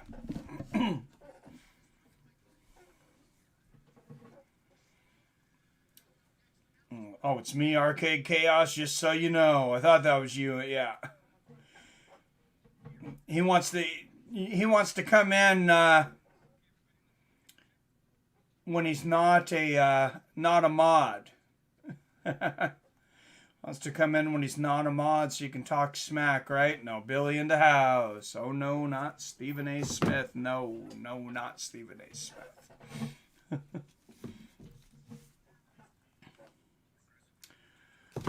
All right, and after this commercial break, finally we will have our last fight of the night, but don't forget to go over to the polls. Let's open up the polls real quick, guys, and I'll show you how to do it. This is how we do it. Mike should never sing. All right.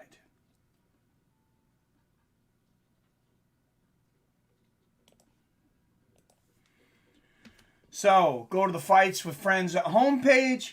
Click on your community tab here. And you're going to see 3 polls up.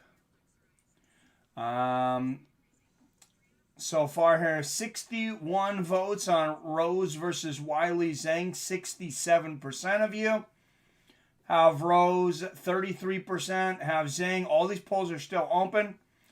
Main event, the grudge match. 72 of you have voted. A lot of Colby fans. 71% say Colby for just 39% for Usman. 42% of you Colby by decision, the biggest one there. Then the people's main event. I would say the people's main event. 61% of you have Gaethje, 39% for Chandler, 52% Gaethje by finish the win. My picks, I got Rose by finish. I got Gaethje by finish. I got Usman by finish. And I have bets on Rose and on Gaethje.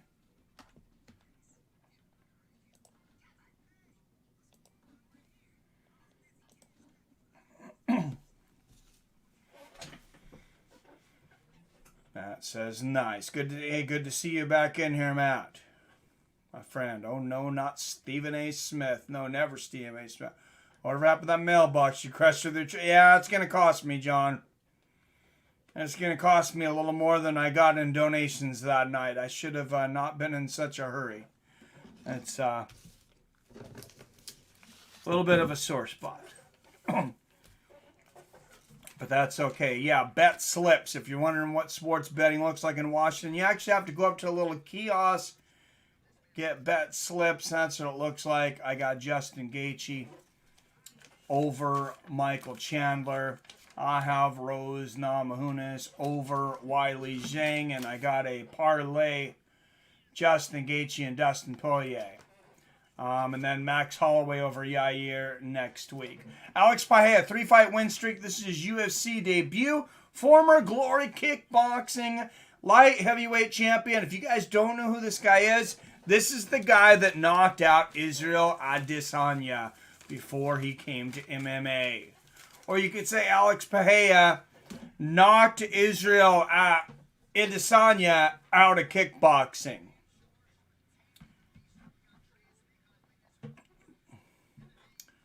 Colby, Rose, Chandler. Did you know they changed fight card order? Now Justin and Chandler opening main card fight. Yeah, I thought that was interesting. Andreas, 9 first-round knockouts. They did not give Alex Pahea an easy debut in the UFC. Pahea a year older at 34, 4 inches taller at 6'4". He will have a 3-inch reach advantage at 79 inches. Guys, 2 big UFC debuts tonight. This is the second one. Earlier we had the King of the Cage, or Cage Warriors kid. All right, and first out of the blue corner, representing Athens, Greece, he is a plus 210 underdog. 13-4 is a professional, Andreas Makaitis. It's so Trevor Whitman can warm up and corner both fighters. Makes sense. And out of the red corner, representing San Bernardo, Brazil, a minus 260 favorite.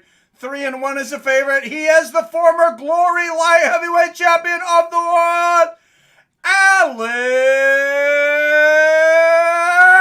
Paya.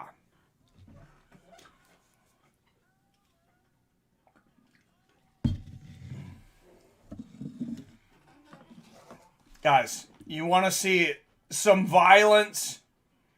This is our warm-up for Chandler versus Gaethje. This should be fun. Both these guys like to hit hard. They hit fast. Trevor would have a break instead of cornering 3 in a row. Oh, Jesus. I didn't even think about that. She's got 3 in a row. As far as it can't corner Rose and warm up Usman, so I don't think he'll be in Rose's corner. Huckabee says he will be in Rose's corner. Nice inside leg kick there from Pahea. Well, she's a champion. I mean, they're both champions. He's got to be in both corners. I mean, that's a championship. And Pahea looks more than an inch taller than Michaelides. I got to say that. Watch Pahea's right leg. He likes to swing it up for that head kick. There's a low leg kick.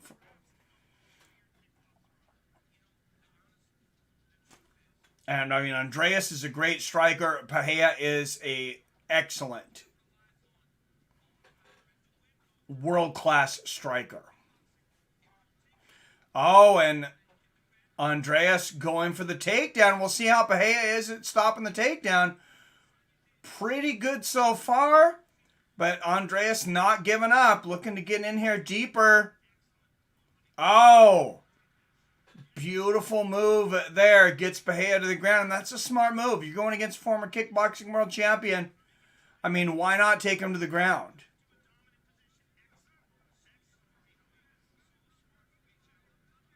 Pereira trying to stand up here, but Andreas leaning all his weight on him, got his arms around his waist. Phil D, what's up, my man? Good to see you, premium member Phil D in the house. All right, 3:20 left here in the very first round. Oh, and look at this. Andreas Michaelides has got Pahea tied up and striking him up against the fence. Oh, he is leaning all of his weight on that knee of Pereira, too. This is a very tough situation for Alex. And, I mean, I know he comes in a favorite tonight, but for a UFC debut, they kind of threw him to the wolves against Andreas Michaelides. They didn't do him any favors.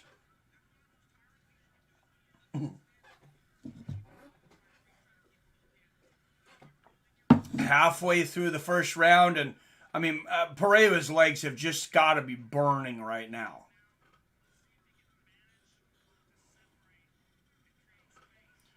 And Pereira doing having a tough time of getting Andreas off of him. And he squares up. Andreas has got the right underhook here, though. And he's got the left wrist. Or excuse me, he's got Pereira's right wrist with his left. Now Andreas looking for double underhooks. Now Pereira's, he's got that left underhook. He's just having and here comes a hip throw possibly from Andreas. Looked like he was going to go for a negotiate there. Couple of nice shots from Pereira, and that frees his hips. Knee to the body from Pereira. There's another knee to the body for the former Glory kickboxing world champion. And Pereira now with double underhooks there for a moment, and he still cannot break free of Andreas. Lands an elbow there, and Dan Miragliotta is going to break him up. I think that's a good break. Oh, Pereira throws a 1-2. Andreas immediately ducks under. Oh! Big right hand and a left hook from Andreas. He popped Pahea pretty good there. Pahea landing the knees to the body here. But, I mean, Andreas, he's got a game plan. And, I mean, the whole state of New York can boo him, and he's not going to stray from that game plan. What's up, C-Cone Defender? Hey, thanks for coming in, man. Hey, I'm having a good time, man. Good to see you. I had COVID since last Monday. Oh, geez. Kicked my ass for a day or two. Now it's just annoying symptoms. Oh, sorry to hear that, man. I think Colby is going to get his face broken again tonight. Yeah, I got Usman on that one, too. I know there's a lot of Colby fans up in here, though. Oh, nice left hook there from Andreas. And a knee to the body. And he just basically smothered Pereira that first round. I got to have a 10-9 for the underdog Andreas in Alex Pereira's debut. And so far, Pereira not exactly looking like the next middleweight champion. I know people are saying Izzy's scared of this guy, but I mean, Izzy's been perfecting being a martial artist for years now, not just a kickboxer. So Alex Pereira, I mean, this is maybe a little too early in a step up too. I mean, biggest stage in the world, Madison Square Garden, and it's his 5th fight ever. He's had 4 fights coming into this. That's pretty tough. Not the biggest Colby fan, but I don't like Usman. Yeah, it's kind of how I feel. But if I got to pick who I think's going to win, I just think Usman's gotten so much better since that first fight.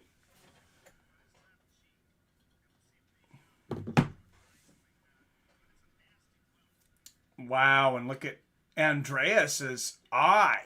That left eye, I didn't realize he's got... Oh my goodness! Alex Pereira with a flying knee floors Andreas. A couple of shots on the ground and pound, and it is all over. Walk away knockout, Alex Pereira. My goodness. Welcome to the UFC, Alex Pereira. And 2 big debuts tonight. 2 similar finishes, actually. The other one, 1 second left in the first. This one in the opening seconds of the second. And like I've said earlier, there is something special about Madison Square Garden. Let's watch through by flying knee right on the chin. That left knee, and Mergliata probably could have stopped it there. Let's watch it from another angle. Boom. Andreas' head snaps back. Pereira puts his hands to the side. See it from yet another angle. That's like a video game. Wow. And he really doesn't even need to give those shots, but Mergliata hadn't stopped it yet. Welcome to the UFC, Alex Pereira.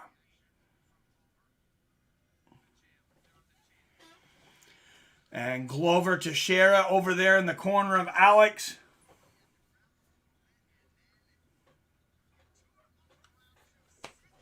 And we got 14 minutes till the start of the main card, guys.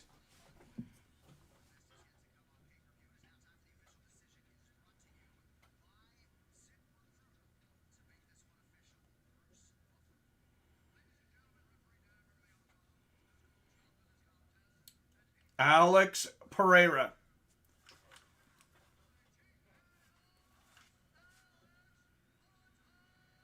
Just as I was saying, hey, this guy's no next champion. This guy's no challenge to Israel Adesanya. He opens up the round with a devastating knee. 18 seconds of round 2.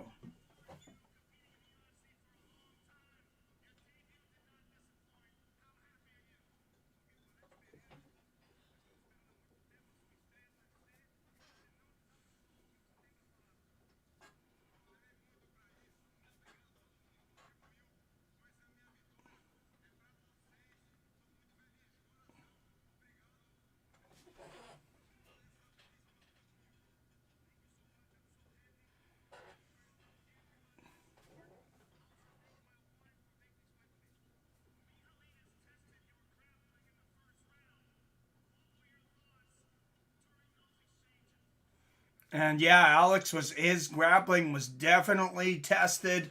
I mean, Andreas kept on trying to take him down, kept on grappling with him, kept him down for quite a while, held him against the fence. Great learning lesson that first round for Alex Pereira. He bailed himself out with the one shot.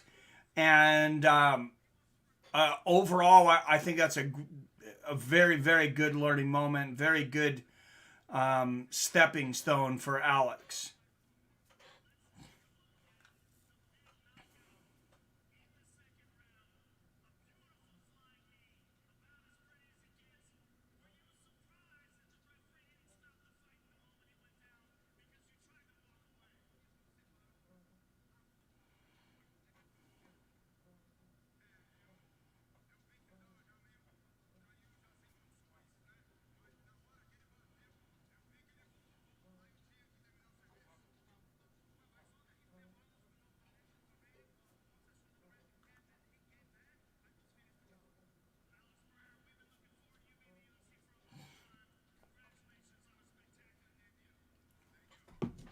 All right, guys, we are headed in to the main portion of our card.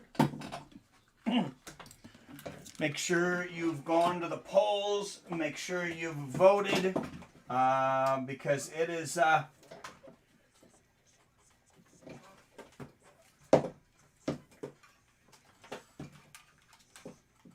Here we count all the votes.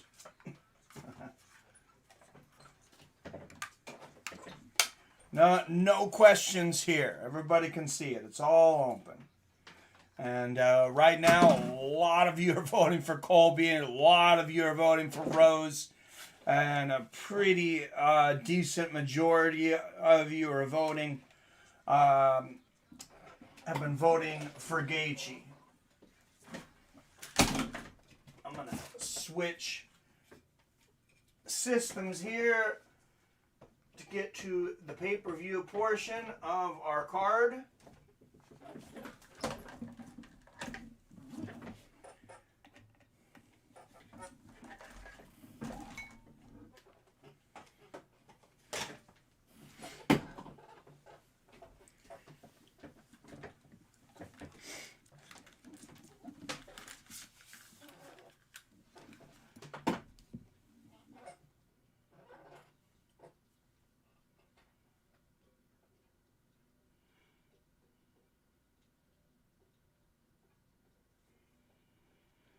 All right, guys, and if you weren't able to see it,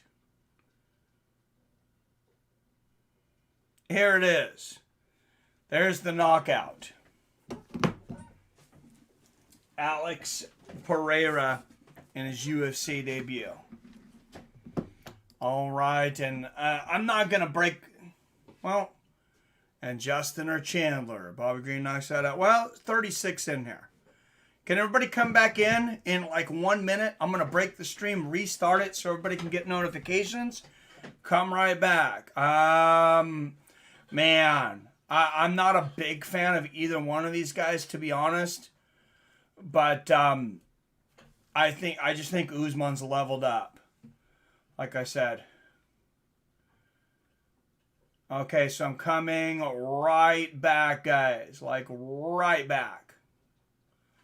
I'm going to cut the stream. It will start over at 6:55. So I will see you guys in literally 3 minutes. Watch out for the notification or just go to the channel. And then if you would, share the crap out of it as soon as we start.